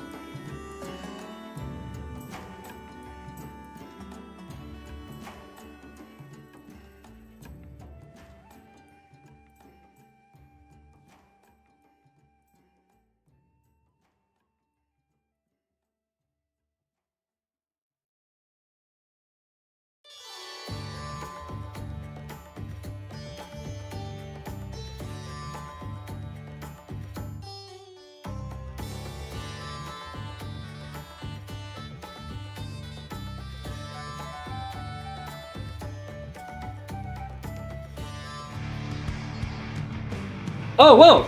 Are we live? All right, we're live, and the game has started. It's going to be the Rice Showlings going against Howdy. Howdy in yellow. They all renamed themselves to Noctis for some reason, and we're going to be on Mincemeat Metalworks. Alex? Yes, I love to see this map. I rarely get to play it because my teammates never let me pick it. So I'm loving to be able to cast it. We already see here we've got the pencil, which is great on this. Look at that tiny zone. Well, the pencil got destroyed right there. The Rice Showlings showing us how they managed to beat Howdy in the previous in the upper bracket, but they're able to take some control. Teams are responding, and teams are already back into the fight. It's going to be running at the zone over and over again. Then that reef slider though capping the zone, so it stops the Rice Showlings from applying that pressure on the zone. Oh, great pick from the edit, and it's only the pencil alive on the other team. Yeah, and right now, Rice Showlings are still holding the zone right now, getting a few good points. They lost their gal, they lost their heavy edit. That's going to be rough. The missiles could buy them some time, but Howdy is ready to push now, and they're gonna get the zone. The zone here, and also the Rice Showlings are now 2 down, 3 down now, just that edit. Oh, but the edit jumped in and got sniped, I think. Now we see the pencil and top mid taking charge, and the S-Blast here taking the ledge here past. Yeah, right now, that's Howdy taking control. They have the lead, they have a reef slider ready. I just noticed that, yeah, that's the reef slider on the S-Blast. We usually see the one with Booyah Bomb, but I guess they want to answer the reef slider by the Rice Showlings with a reef slider of their own. They just lost 2 players, and they did manage to get their special. Rice Showlings are back onto the zone. So then, oh, the nice pick there from the gal there. Like trying to prevent that S-Blast from getting in control. We'll see what happens now. Oh, nice pick there. We can see a really great team coordination here actually from the Rice Showlings. Yeah. While they still try to get more zone control back. Rice Showling right now very much in control, holding the zone. There's a drop to the side by Howdy, but Howdy coming in pretty strongly right now. Can that reef slider cap? Yes, it will be enough with the help of the rest of the team. Howdy keeps the lead, and oh whoa, with the splash they are pushing everybody out of the zone. I guess Howdy is going to get control. And now we see here the pen set up nicely in top mid, trying to deter anyone from just easily and casually getting to the zone here. That was an amazing good pick there on that edit as well. We'll see how I think the Rice Showlings are now trying to see how they can get back in pack. Yeah, right now the Rice Showlings are punished before the reef slider, as Howdy is trying to get the KO. 2 down on each side. That heavy edit needs to paint and is able to save the day for the Showlings. But it's certainly not over. The Showlings, they all jumped in, they all took their drink. Now can they get control? They lost a few too many players, I think. Yes, we see the edit here, I think, has been doing very, very well though, trying to command control in space, and letting their teammates jump back to them. Unfortunately, they had to themselves jump back out because they were being pressured a bit too much. Oh, but that's another great pick, but they don't get the second on the S-Blast pad. Yeah, the pick was nice, but the drop was bad, because that means they won't have a tactical for their push now, and there isn't much time left right now. The Rice Showlings need to run at the zone. They managed to get a few splats, that will be enough. They're in control of the zone, and they're still getting more splats. The Booyah Bomb is able to get a trade, but the Showlings still in control. Oh, you just know in comms they were shouting, shred it, shred it, shred it. Didn't manage to shred it just quick enough. You see here the stamp pick here now trying to control this lorry here. Oh, another great pick while still containing the zone. This has been a very intense match so far, just flipping back and forth pad, don't you think? Yeah, non-stop action between these two teams, and 2 down on each side. The zone stays blue. Howdy able to maintain their presence. They only need a few more ticks and we're at the end of the game. They need to paint it. There is not going to be any overtime right now. All is decided by this, and Howdy gets a zone, gets the game number 1. That was a really close match though, Pat. I just saw that zone flip multiple times. I was surprised that Edit did so well on this map as well. I was expecting the Edit to maybe not be able to control as much space because of the enemy pen, but I think they did an amazing job. Yeah, I mean, Howdy was going in for the fight, and this image, like this drip, is going to be in my nightmares. I'd like to say. I love a curse strip. You know I hate it. But yeah, that's game 1 for Howdy. Rice Shaolings, as you said, they're not that far behind. We had a back and forth game that was very close, that was decided in the last second by that last struggle for paint. They're just a few ticks away from victory. But now we're going on to Museum de Alfonsino, another map that is good for a good backline, and we'll see if the Rice Shaolings are able to counter that. Yeah, I think. I was proven wrong in the last game, but maybe Edit might be struggling a bit more on this map against the pen since there is less cover against it. But I'm sure that Edit will probably prove me wrong anyway. Yeah, we'll see if the Edit works, and we'll see if Rice Shaoling are able to fight. There's a big difference between beating a team and beating that team twice, especially at that level. If they get back to the wall, they're gonna play more and more efficient, more and more powerful, and right there they're bringing strong weapons to the mix. We'll see how these two teams are. Oh! How we just lose a player right there. Didn't laugh. It happens to the best of us. Yeah, it does. Multiple times. Just see number 1 and they jumped into the water. Oh, dear. I can't laugh. Well, right now the Rice Shaoling just capitalized on that, took the zone, and they're scoring group points right now. And Howdy are making more mistakes, letting themselves get splatted. Right now the Rice Shaolings are already past the halfway. And they continue to get picked over and over again. What's happening? This is like watching a completely different show. And there are 20 ticks left on the zone right now. 2 down onto Howdy. It's a 2v2. Howdy needs to paint their way in. They don't have much time. Rice Shaoling right now. 100-0. I wonder if that drop in the water causes that a very poor opening, I suppose. But, the Rice Shaolings continued to apply pressure and did it fantastically well. The Rice Shaoling, like they saw some weakness, they jumped on it. They absolutely shredded. Huge. Yeah. I think that's what I love to see, right? They saw their opening, what happened, and I think they instantly capitalized it. There was just no hesitation at all, Pat, right? From the Rice Shaoling to quickly take control of mid and their plat. I don't think they could have. Yeah, I wonder what Howdy must be thinking now, Pat. Rice Shaolings beat Howdy before, so Howdy, they can't be that surprised. They saw that happen earlier in the tournament. And they know that the Rice Shaolings are for real, that they are serious. And going into Wahoo World, a map that is very, very good for a Reef Slider, and a map where we've seen Howdy, where we've seen lots. Yeah, we saw how they struggle against For Yoshi Forever earlier.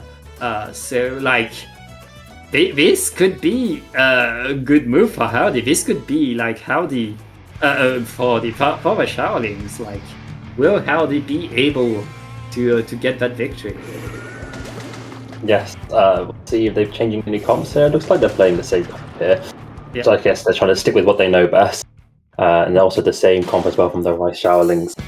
So let's see if anyone falls into the water this time. Luckily, no one's dropping yet.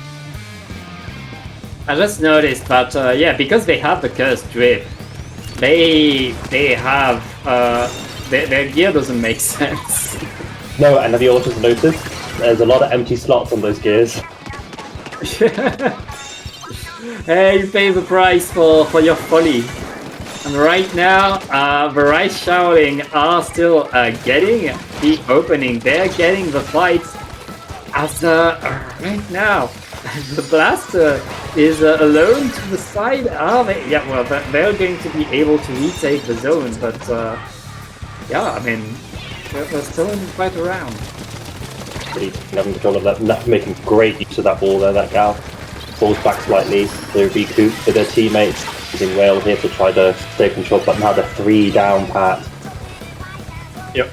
And right now, the Rice Showering are on top of the zone. They have their missiles ready as well, which would allow them to maintain some presence to slow the next push by Howdy.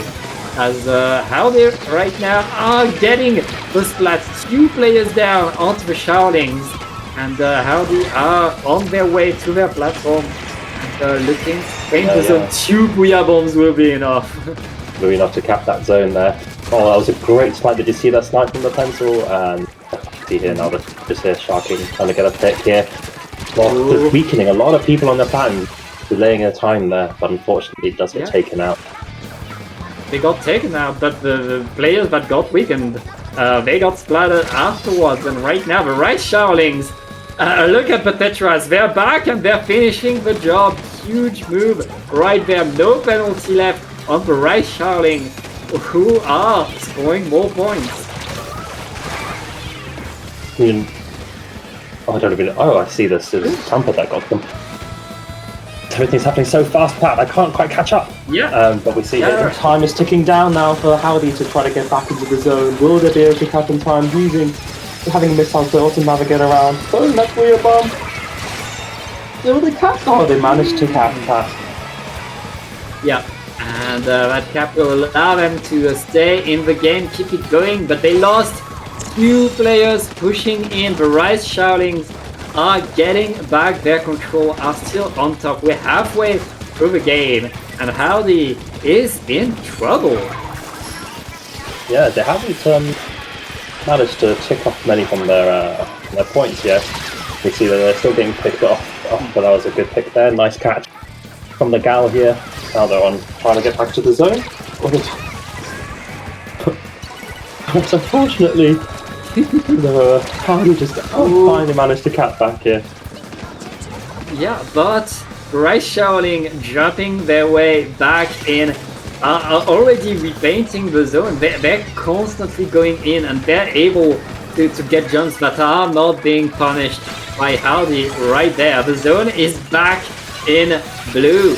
And Howdy is now struggling for this fight. The Stamper is able to get a splat, but they're still forced away. Being able to put a lot of yellow around, though, they got 2 splats that should allow them to paint the zone. Yes, you can see every time that the Howdy are ready to try and take a zone, the Tetras just instantly go in, distract them all. They can't paint zone. The Tetras, I think, are doing a really great job here. And now that the zone's back, Booyah Bomb neutralizes, but now they're 2 down. And, Whoa! And there isn't that much time left. There isn't that much penalty on the Rice Showering. How they are going to need to go in, I'm not sure they'll have the time to build all of their specials. They need a big push, and they need it now. And they're able to get the 2 splats. Can they get onto the zone, bro? No! Rice Showlings with another KO are going to get the 2-1 and are now 1 game away from Grand Finals. very exciting to hear, right? I mean, what's the next one? It's going to be Inkblot. So I think we're gonna see another strong game here. I think with the Rice Showerlings. It is their pick, right? The Inkblot one. Ingblood was picked by the Rice Shaoling. So I think they. Mhm. I'm sure they know what they need to do here. I'm sure they'll play incredibly strong here as well. Mhm. I mean, we've seen very much the Rice Shaolings finding the answer to what Howdy does and being able to counter them. And Howdy, right now, they're not used to be in that position. They have the pressure now. They feel the pressure. They need to win the next 2 games if they want to stay in this tournament, if they want to get to grand finals where we used to see them. Like, they should be there already, but no, like, they have been foiled by these meddling Rice Shaolings. The meddling Rice Shaoling, indeed, and it's been incredibly exciting to see. I mean, we saw some amazing plays from the Tetris there, constantly being an annoying little rat against Howdy, so they could not get into the zone. We saw amazing plays from the edit on the mincemeat zones. I mean, I know they didn't win that one, but I think, there's some really, really strong players here, and I can't wait to see this next match. Yeah, I mean, in block, very much. It's been a classic. Usually you see it more on tower control, but it's still like one of these certain maps where you can have such a varied play, where you can have so much. Now we'll see who can take the control right there. And no more cursed builds, Pat.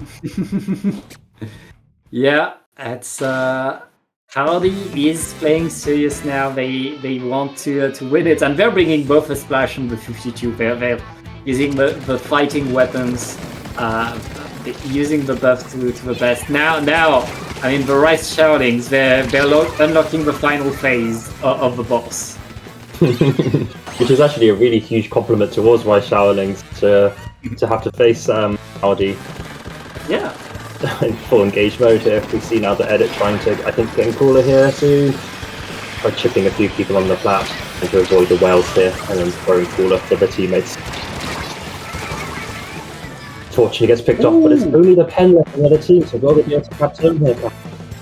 Yeah, that pencil were able to get the jumps back in, able to absolutely shut Shaolings down. Right now, it's a delayed wipe, and the Shaolings were not able to apply penalty. It looks like after commanding chaos that the Shaolings were able to have, Howdy are playing faster, are playing meaner, and are absolutely shredding left and right. 15 ticks left. Can Rice Shaoling get onto the zone 2 down? Onto Howdy, can they paint it? They need to paint that zone. They punished the jumps. That's big. They have control. Huge. That crab was also not able to delay their zone long enough. Those jumps got picked off. We see now we've got the gal here trying to get some picks on the side, but unfortunately that whale takes them down. On the other gal. The gal's ready to fight right there. With the Tetra waiting for the opportunity, trying to go for the kill, but getting punished. Alright, it's not over, Italics. It's not over. Howdy is still so strong, so fast, and so dangerous right there, but the Rice Shaoling are still in that fight, still able to get a few splats and to come back onto the zone, who is very much yellow right now. No, it's not over at all, but he's here, another great pick there. All the specials coming out, the pencil on top mid, commanding a lot of space. They have to be able to dislodge that pencil if they want to try to get the zone here as well. We also, see they're all trying to get down, but I don't think they're trying to find an opening. But they get 2 amazing picks here, and this is an opportunity now to try to cut back that zone.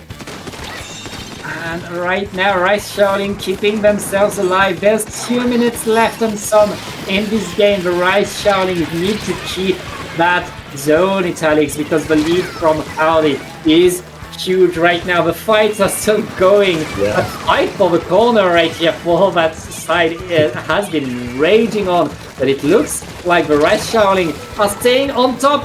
As I said, the gal dropped, and the gal is still getting a lot of splats. The zone stays blue though.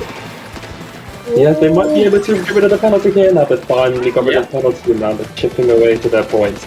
We'll see how long they can hold here. The Gal commanding a lot of space. Their specials, helping their teammates get in.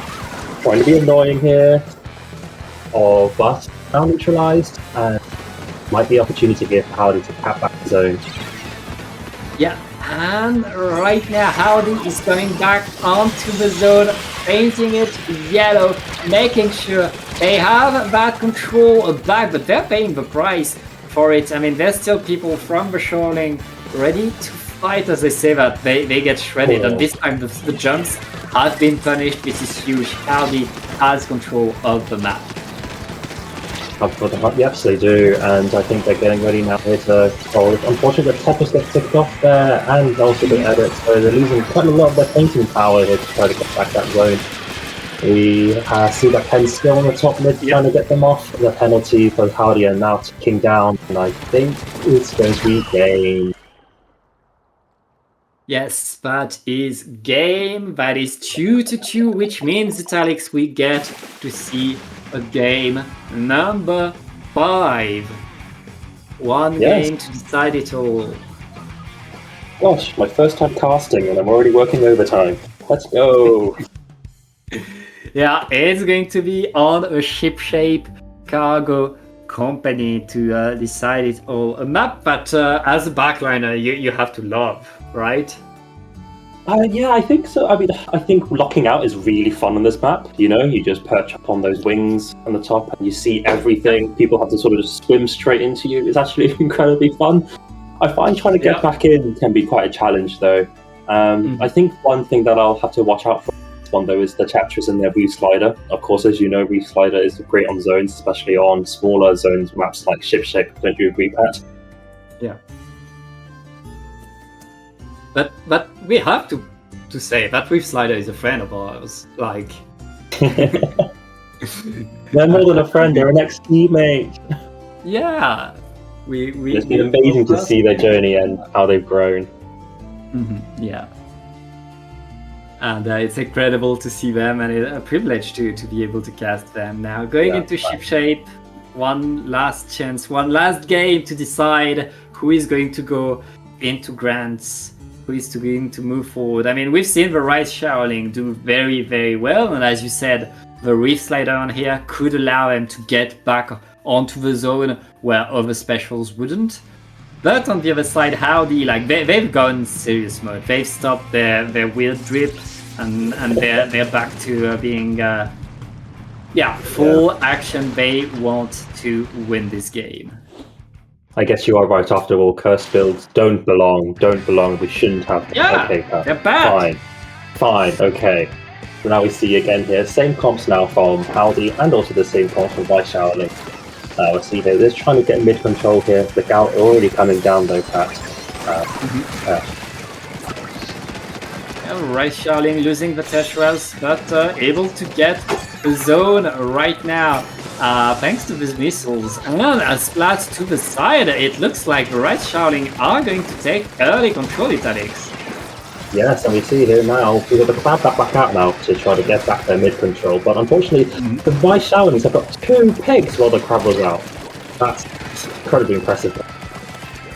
Yeah, Rice Shaoling staying there, keeping their control. They don't have the long-range backline, but they're still able to completely deny the way forward. As I said, that Howdy is coming in, and that Booyah Bomb is going to straight at the zone. Not enough to paint, but enough to give the splats to Howdy. Howdy are going to push in and get the zone now. And now we'll see that the Penta has an opportunity to set up there, and now they're in a very amazing position here to snipe on anyone who's going to try to approach them. But 2 picks already down, 3 picks now down in the Rice Shaolings while they try to get back in. What do you think is going to happen? I mean, right now, as you said, the game for the Rice Shaoling is to being able to move that pencil away so that they can cut the distance, so that they can get in. They're going in with Tactical, but they lose a few too many players. 2 down is going to force them to wait a little bit more. They no longer have the cooler. The Reef Slider He's not thrown on the zone. He's not finding much the lead. He's going to go for Howdy, and Howdy right now, they're cleaning up. That gal just got a triple. That's a wipeout. I think that's the end of this game. It's Alex. Oh, maybe there's still 10-6 left. You know, I'm an optimist. But no, unfortunately, you are correct. Wrong. Just like the cursed builds, you are correct again. I'm always correct. You should know by now. Yeah, okay, fine. No, I mean, that was an intense set to watch, though. You know, you saw that museum game. The Rice Showerlings completely stomped Howdy on that one, and Howdy had to answer back, and they answered back, and they found the solution to try to beat the Rice Showerlings. I mean, Rice Showerlings showed us like what they can do, and remember, they beat their seed. They beat another team.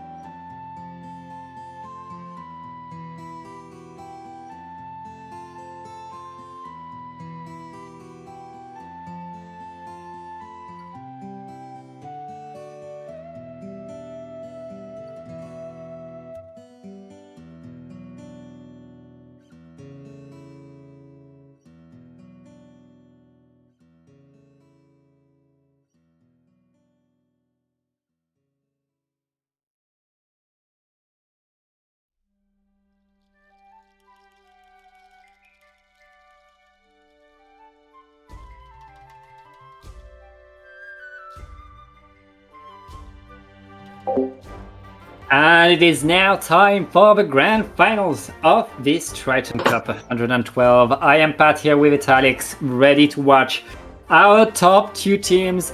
It's going to be Up for Your Rung going against Howdy. I like the way you pronounce it. I don't know if you noticed earlier, Pat. I was trying to avoid saying their name because I didn't know how to pronounce it. But anyway. It's German and it's like someone giving the order to fire. So we can call them Fire, actually. That's going to be better. Fire versus Alright, I'm the dumb British person who has to anglicize everything. Okay. You're not dumb. I'll try my best. Abfurang? But you're very British, though. Abfurang. Let's call them Fire. Okay, Fire. But I'm not British. I'm not too British to say howdy. Anyway. The first map is Barnacle Dine. We saw this, what was it, about 2 sets ago. But I think, again, we'll see probably Solar Charger on this map can be quite controlling here. What other weapons here are quite good, do you think, Pat? I think Splash. I think Crab Tank is the special for this map. And I always love to see a Crab Tank play here because Crab Tank, whether it's in attack or defense or in mid, like Crab Tank works. Crab Tank gives you control and you really have to pay attention to it. Now let's see what our two teams do. It's going to be Howdy. Howdy I'm yellow, I believe.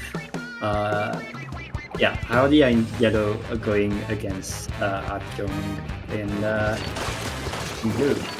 Yep. Blue. Nice to see here. Yeah, nice to see who got the Lita on the side of Howdy with the NZAP for the cooler support. Getting some chip damage here with this Katana. The Crab commanding space and denying free from the other side of the team, Pat. Yeah, and right now it's still in the fight for mid. It looks like it's going to be Howdy standing on top of it, winning it, but there's two down on the side of Fire. Yes, and the pencil forced to jump out here. But they're trying to get back in with the Crab on the top left. They've got the Bria bomb to try to get them also back in. Cooler coming out. Let's see if they can get this push in, but the strike's forcing them to slow down here, Pat. Not much time left. This push needs to paint the zone for Fire. They are able to get there thanks to the strikes. They seal the deal, get the zone, but 2 players down on Howdy means Fire gets more than the zone. They're gonna get control, Alex. Nice, yeah, we already have that slosher positioned nicely on the enemy plat here, trying to deter anyone from approaching. We've got the Stamper as well. The enemy Lita perched nicely on this, like, trying to get anyone here. Bria bomb coming out, see if they can get a pick here. Navigating that very nicely there with a great pick. See here.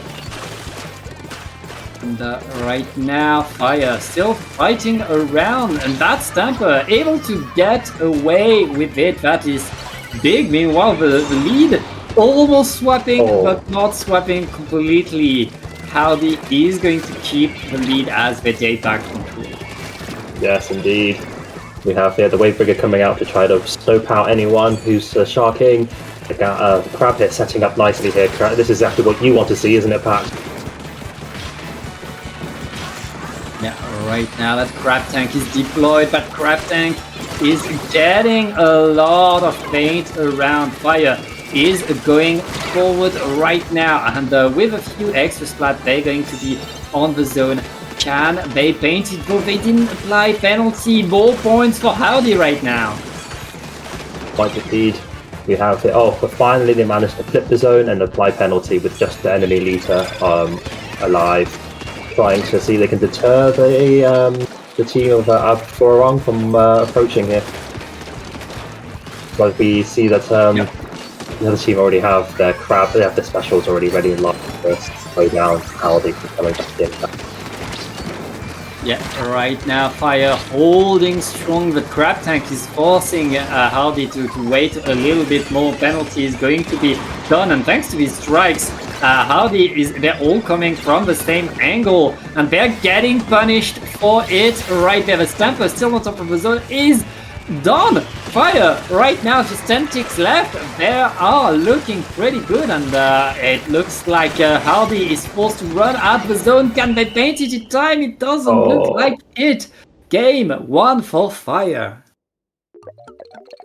Yes, that was throughout the entire match that I didn't know he was going to win. Again, another very, very close game there.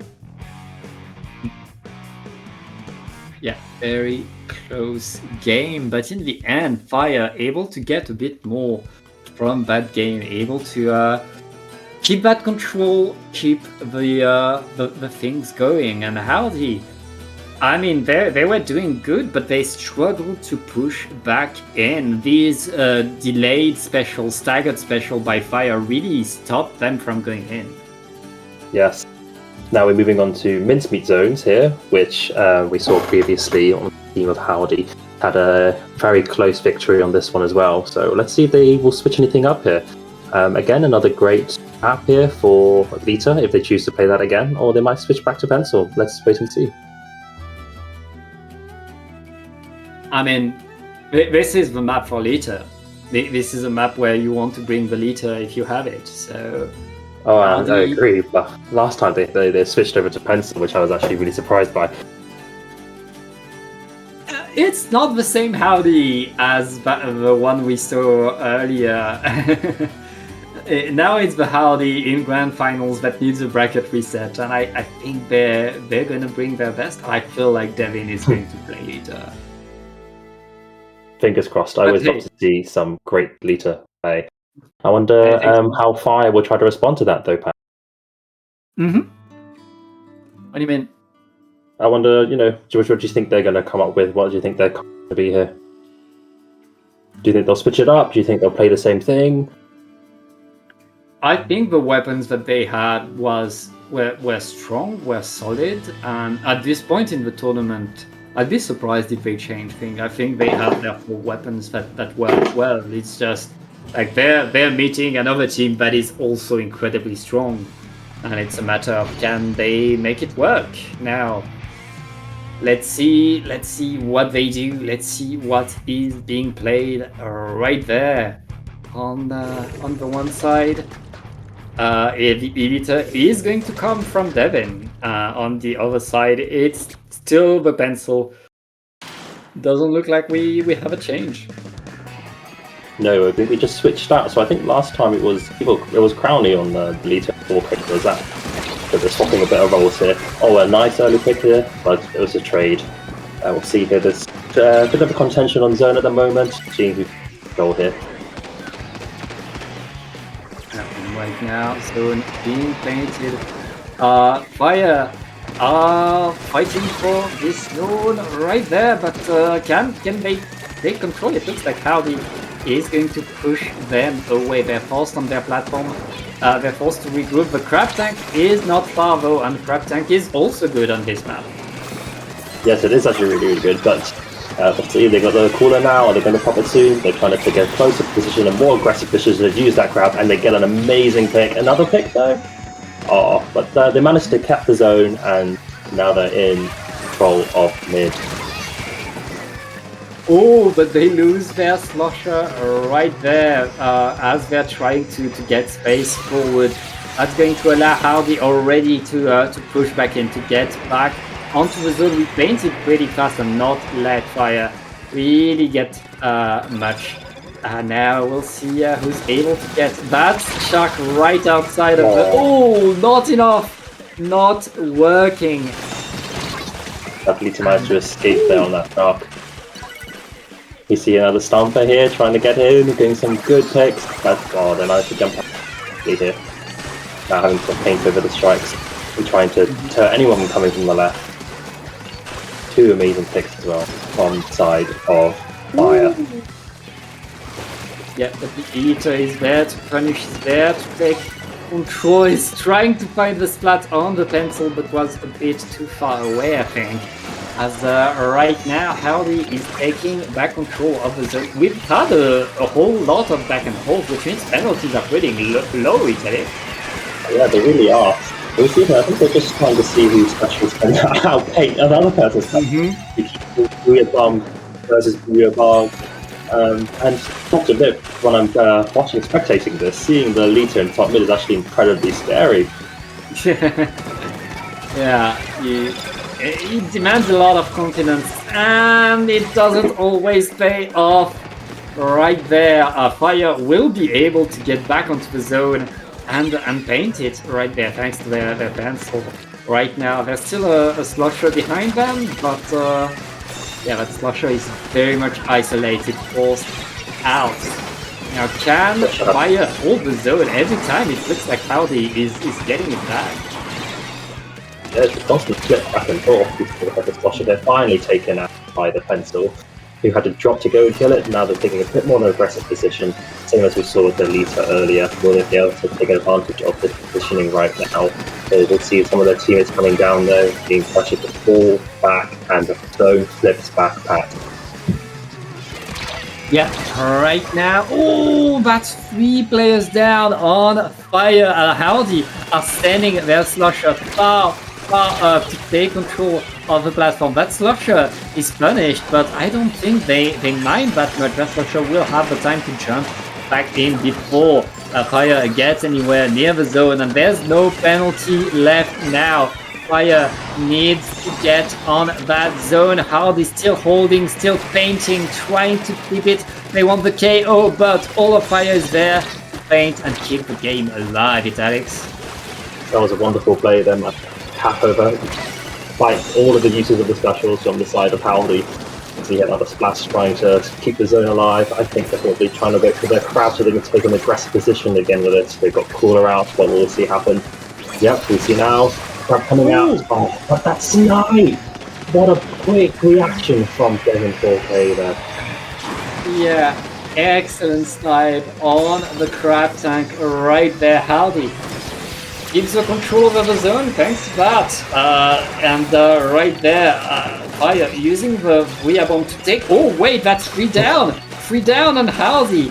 Fire is still in this game. Fire looking to get the comeback. There's 20 seconds left. Can they keep the zone? You see the Stamper trying to command their attention of their enemy team. But the enemy team just decided to rotate the other side, so that the Stamper isn't going to be an issue. Take out 2 and flip the third back over to the side of there. The zone stays on Fire right now, but as I said, that Howdy ends it with a tripling strike. We are now 1-1 in this grand final. Again, Pat, another really, really close game. Mm-hmm. Yeah. I think the Lita here said, right, I'm not used to specking from the side of a non-backline on map. Seeing that Lita, I now fully understand why all the frontliners hate this map when there's a Lita player. It is terrifying.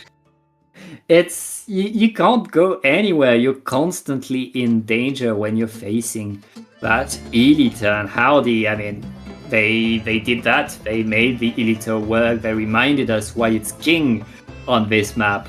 And yeah, they tie up the score, but the score is only tied up. Now we're going back to a map that was chosen by Fire. It's going to be Mahi Resort. Yeah, love this map. I love this map too, but like you said, this is another map which I think Lita commands a lot of control on. So let's see if the side of Fire have an answer to the Lita if it comes back. And it definitely does. It does. I mean, at this point in the tournament, you don't want to change weapon. You have a plan, you want to stick to it. You've been playing it all night long, so it's time to make work whatever's in your hand. And right now, Tactical is deployed. We have that first fight. We have that first flat on the opponent's Stamper right there. It looks like Howdy is opening pretty strong, but they lose 2 players as they trying to take control. Both teams. Oh wait. Okay. Well. Oh, there we go. Oh, finally, there we go. We see the Penta getting a nice kick over here. Trying to see if they can get back in, but the Lita, they're putting pressure against that pencil to actually take a closer position here. We also have the Stamper on the bottom right trying to deter the pencil as well. Specials coming out. There's also an 8 strikes waiting on the Slosher. And let's see if they can manage to hold this. No, they won't manage to take over the zone. Yeah, right now 2 players down onto Fire. Howdy! They're holding, they're maintaining their control, they're maintaining their advantage. They just lost their bucket. But can that Booyah Bomb get the cap? Booyah Bomb got the cap! They lost their life, but they got the zone applied penalty. And now Howdy need to fight again. It looks like Fire is still in this game. Yes, so the card coming out but getting cancelled over there, that was very harsh to see, I think. Poorly timed. Now we see now the Slosher coming in but getting killed off as well.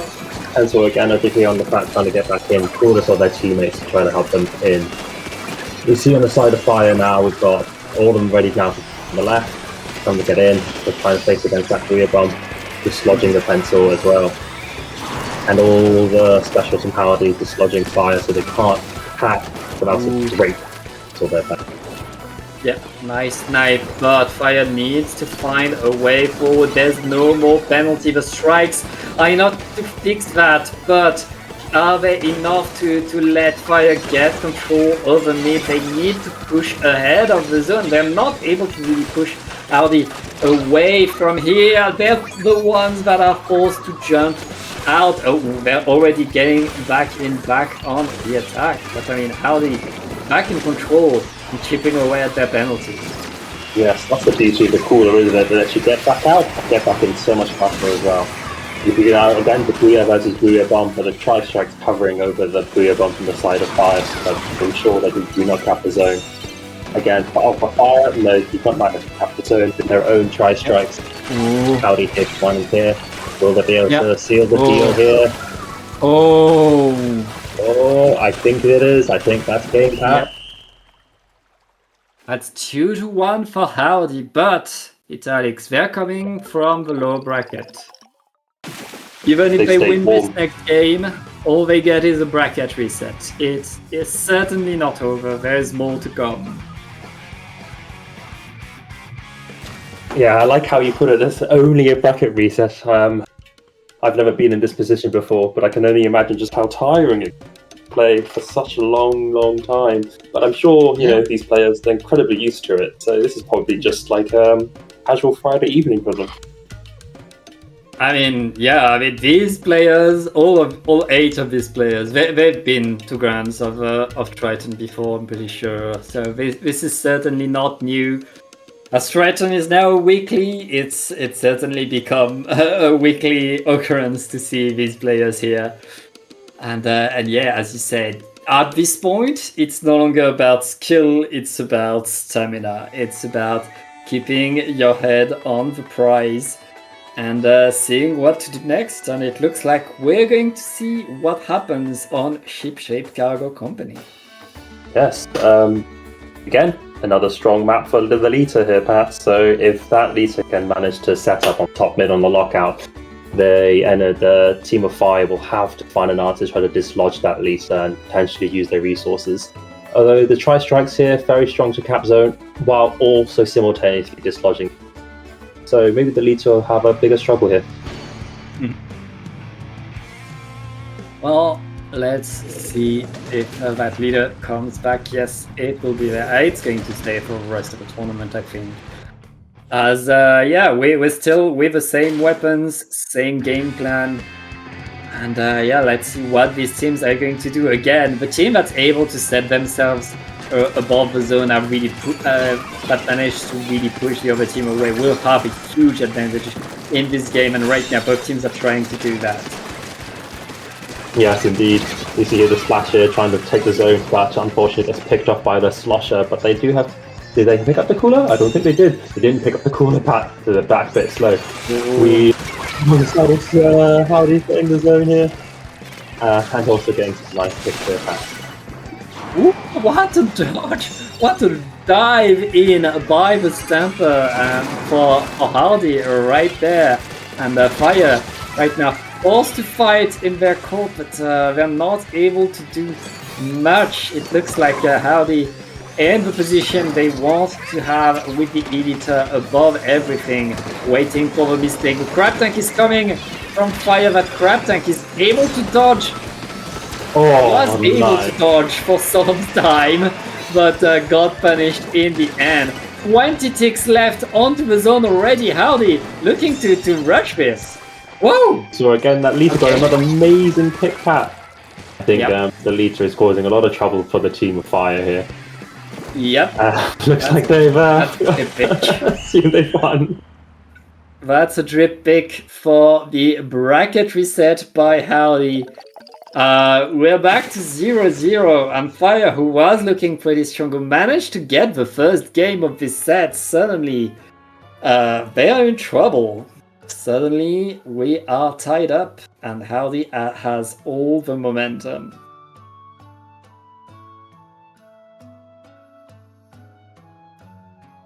So, we're going to get a new map list, Italics. Hope there's mincemeat again. I want to see mincemeat again. I don't see it enough. You're not gonna see mincemeat. I'm sorry. Fine. I'll settle for hagglefish for museum. Well, we're going to start with Lemuria Hub, actually. Okay. Less enthusiastic about this one, Pat. It's still a good backline map. It is, yeah. I think Leech is really strong here. But I always find when I'm forced to play Pen on this map, I'm just like, I don't have enough range. I wish I just had a tiny little bit more range, you know? Yeah, I get what you mean. Like, it's a map where you wish you had infinite range because you can see people so far away. I just wish I had infinite range full stop, Pat, you know? Yes, this is, you know where I'm going to come with this, right? Infinite range, bring back Stingray. Yeah. I mean, don't bring back Stingray. Just it was a fun special to play. You know, all I'll say is that they're quite a lot more skilled than me throwing Cooler. True. All right. Well, I think we're gonna see that Editor come back every game, and I mean, it's on Lemuria. It's going to work. Yeah, every time I play Lemuria and there's an Editor on the other side, I'm scared. I'm very much scared for my life. I feel like Elite is actually these days getting a lot more popular as a pick. I can certainly see why. I think they just have so much command over the space, and like you said, it just instills fear in anyone who just sees the laser pointing towards them.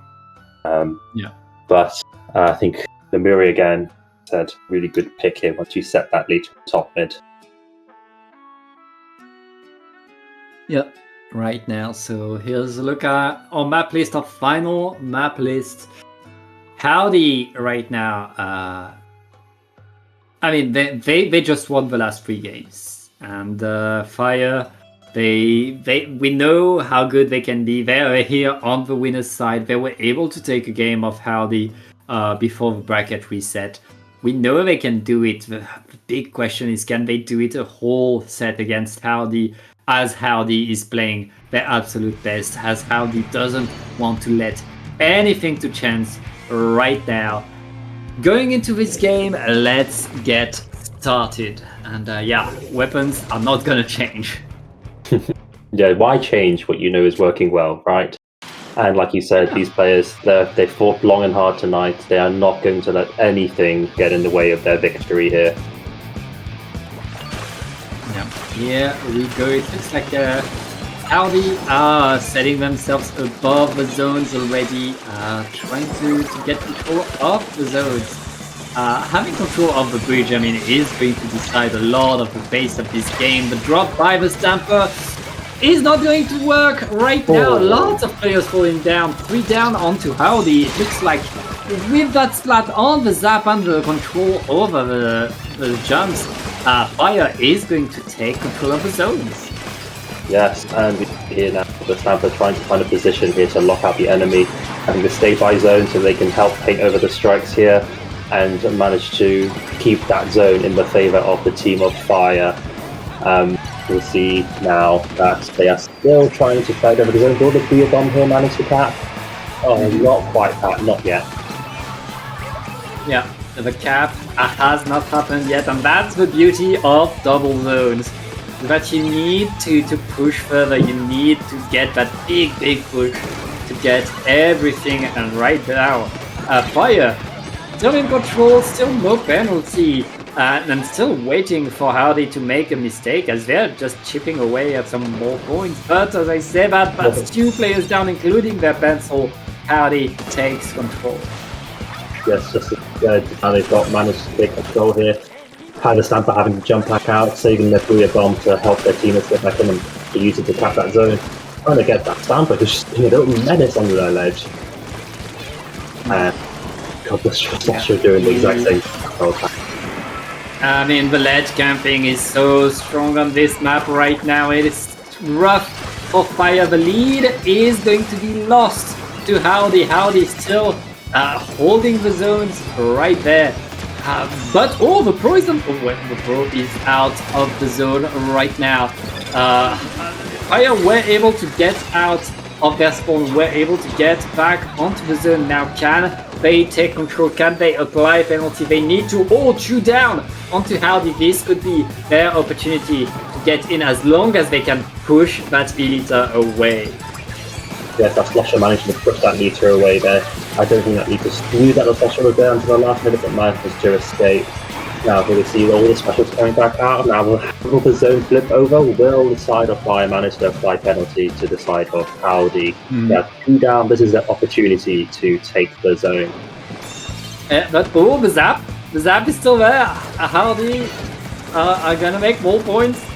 Are still in control. Fire not able to apply penalty, not able to really push Howdy out. That's so rough, and now all of Howdy is in. Oh wait!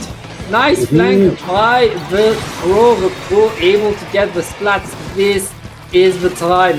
Fire, they need to paint it, there's only 13 ticks remaining for Howdy. I can feel the desperation from the side of Fire right now. They're getting some good picks here, but the strikes here deterring their side of Fire from coming in. 2 down on the side of Howdy. Will Fire now have opportunities to cap the zone? And yes, they do. It's not over a minute and a half for Fire to get the lead back. And again, on this map, if you're in control, you can stay in control for a long time. But Howdy are already back, because Fire didn't manage to really put themselves too much in front of the zones. But now, with a few extra splats, it looks like they'll be doing exactly that. Now it's their turn to camp the ledges. Yes, you see the Slasher here already trying to set up along with their Stamper. The Slasher here going down a bit, trying to see the Stamper just drops on them instantly and gets wiped out. This is going to be tough now for the side of Fire to get back in if Howdy can set up under their ledge. Yeah, Howdy right now are very much holding strong, and back to their usual shenanigans of very much like holding that position that we've seen Fire struggle to get out of before. And there isn't much time, 20 seconds left in the game. Fire needs to push in, needs to paint both zones. They want to keep the game going. One zone is contested, but only 10 seconds left. Can they paint it? They got one. They almost got two. Can they get the second one? Oh, but their backline is down. The pencil option to try for pick, but it goes for the zone. Now, they managed to apply the penalty and get zone here, Pat. The penalty and overtime for Fire. Fire needs to hold now. They can't make any more mistakes. Howdy coming in, and they're already to the side waiting to get in. That Zap is there to paint. Booyah Bomb is ready, but the strikes are coming in. Well, not that. Oh, the snipe. The snipe on the Pro could decide it all 2v2. Oh no, it's only... They kept the zone staggered for long enough. Yes, you saw how the Pro trying to struggle, trying to divert attention to both sides of the zone there. Unfortunately, it wasn't enough. So it got... That was enough. Close game, Pat. I think we're here for a long run. That's a fourth game in a row for Howdy right there. It was close. It was very close, but that was still a fourth game in a row for Howdy. It's going to wear like it's getting harder and harder for Fire to really keep their hopes up right now, because Howdy, even when they're down, even when they're in trouble, they still win. Yes, it seems like they managed to always flip it onto the other side, doesn't it? Like, you know, we saw that they Howdy got wiped out, but they managed to actually take it back quite quickly afterwards. So it's definitely a well-oiled machine. Well-oiled machine, but that was a map that was picked by Howdy. Now we're going to a map that was picked by Fire. It's going to be Robo-Roman. More classic map, a map that we see quite often in most tournaments. So we'll see how these two teams can do. Fire need to make it work. Like, you don't want to be down 2-0 after the reset. Like, Fire very much needs to get their head back in the game. Yes, you don't want to lose any motivation or any momentum, What? do you? That's Tri-Slasher. Oh yes, with the screen. Oh, Screen is pretty good here, actually. Though I think it commands a lot of vision away from the other side of the team. So I'm not mad about the pick here. yeah, Using the especially missile with to this. yeah. Yeah, it's a very good idea right there. We'll see that Tri-Slasher is able to get the fights, he's able to get the control, but it gets splatted right away as Howdy right now are setting themselves in front of the zone, trying to push. Getting through that elbow can often decide things, and the Booyah Bomb behind the screen, I mean, deals more damage. I think the screen is also a good deterrent for that Lita, allowing the side of fire to get in without getting sniped off.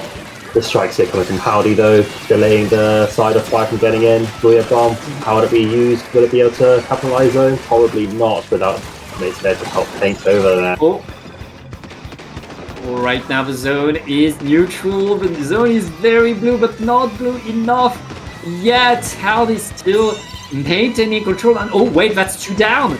That's 2 down, Howdy. They want to get the quick KO right now, and Fire are forced out. Fire doesn't have much time. These missiles need to hit their mark as Howdy, all they need to do right now is paint the square. Oh, and they managed to do it, Pat. Just in the nick of time as well. Not over yet.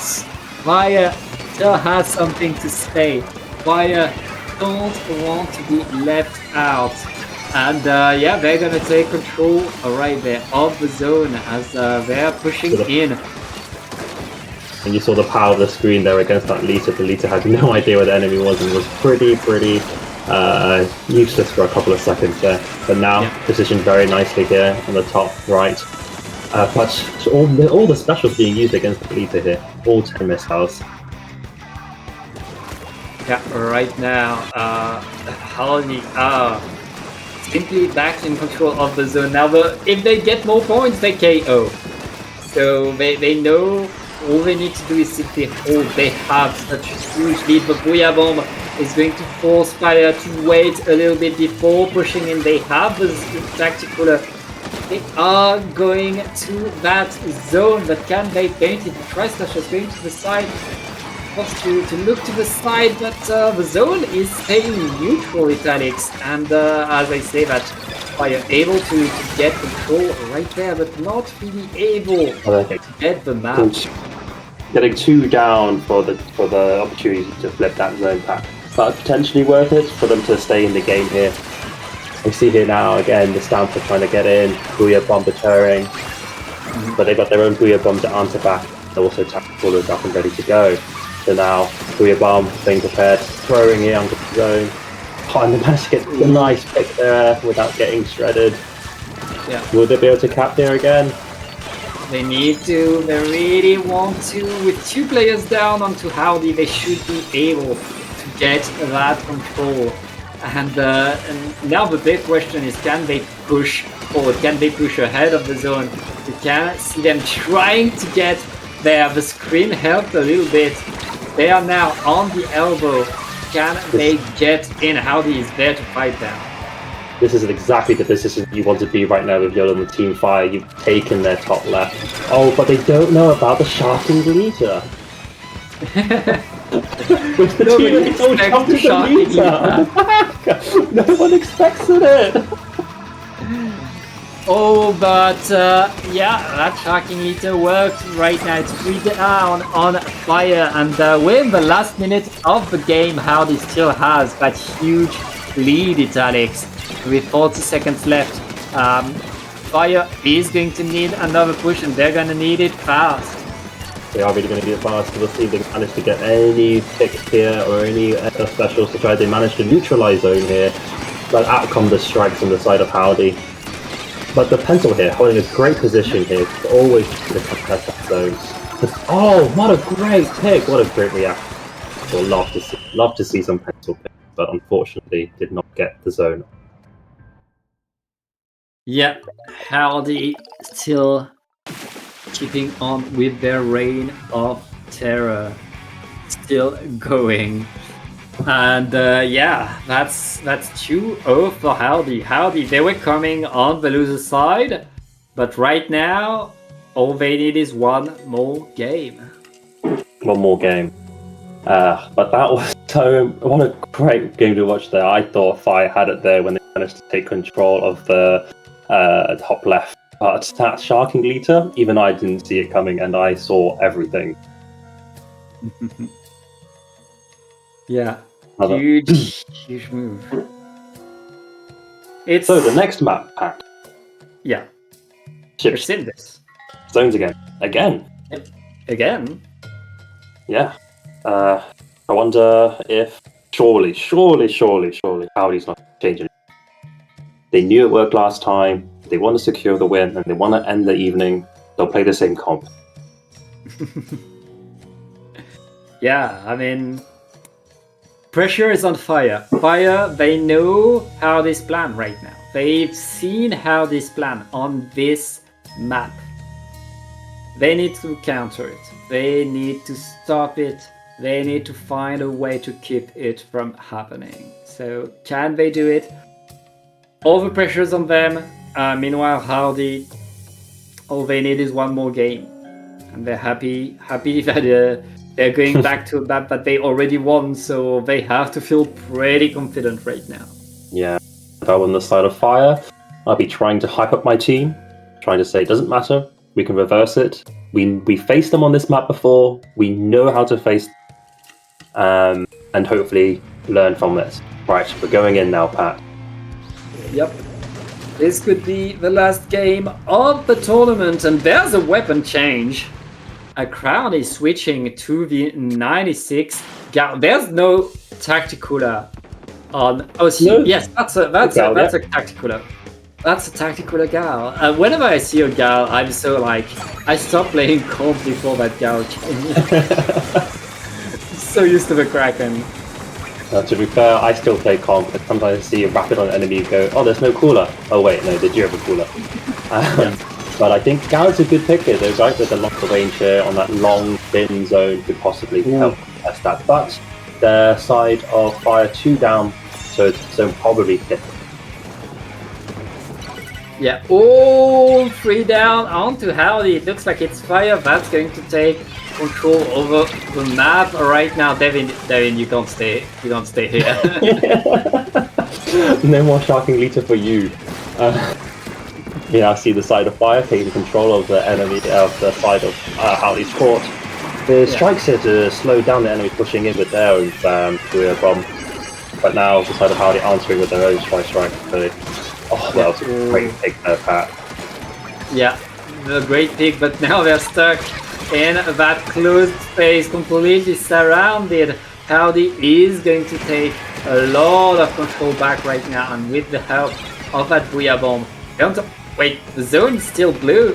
Why is the zone still blue? And Howdy's 2 down, Pat.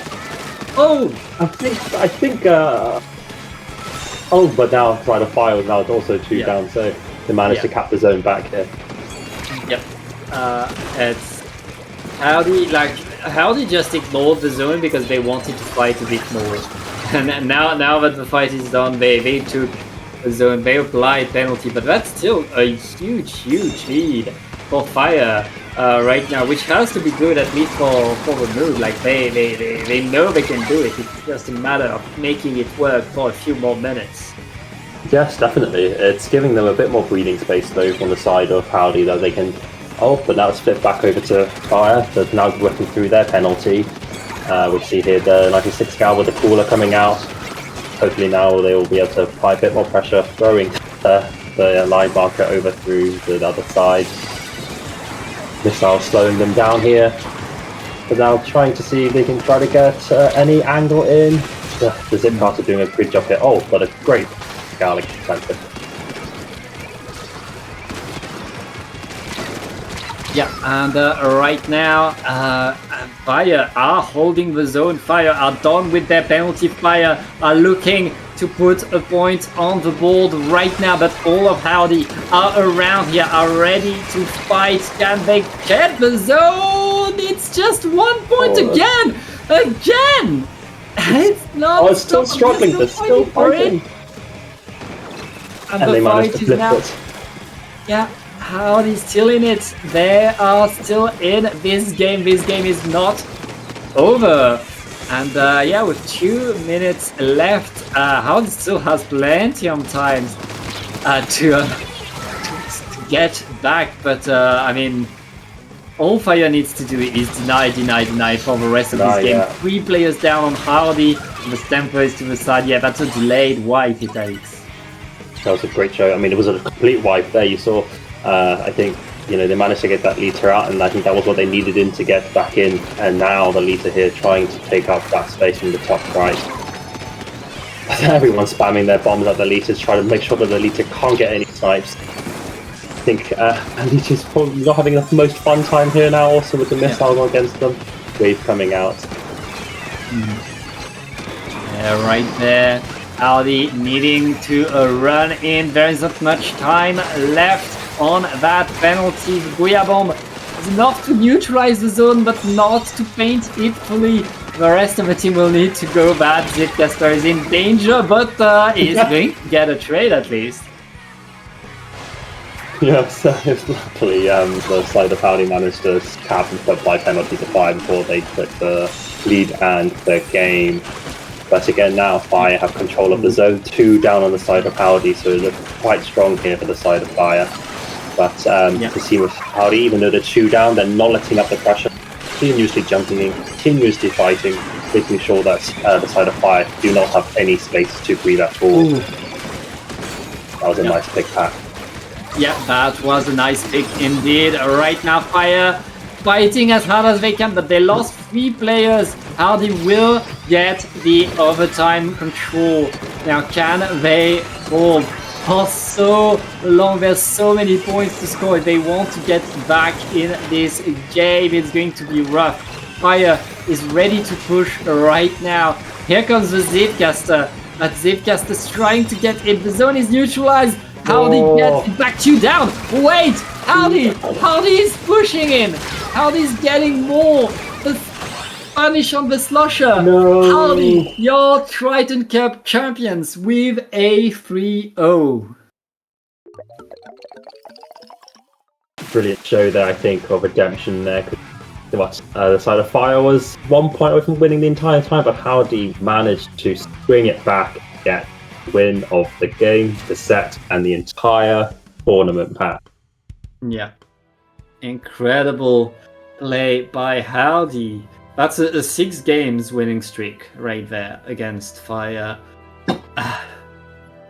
That's the power of our seed number 1. That's the power of these players. Always so strong. Always taking the crown. Please someone dethrone them. I mean, I faced them before, Pat, and it's an honor to face them, but it's also terrifying to face them. So yeah, I guess so. Well, it's time for us to say goodbye. It's Alex, before we go. It was your first time casting. Thank you so much for being here. It was a pleasure to cast with you. Do you have something Thank you for having to plug or do? No, I have Blue Sky. I don't remember the handle because I don't really. So, if you want to find me, you can't. But what about you, Pat? Where can the people find you? Oh, it's written on your screen right now. I'd like to give a huge shout out to a wonderful observer, Naga, who's been doing a wonderful job here at Dapple Productions. Thank you so much. So glad we get to work with you. And yeah, thank you for watching. And we are going to go to bed now. Bye bye. Yes. Bye, everyone.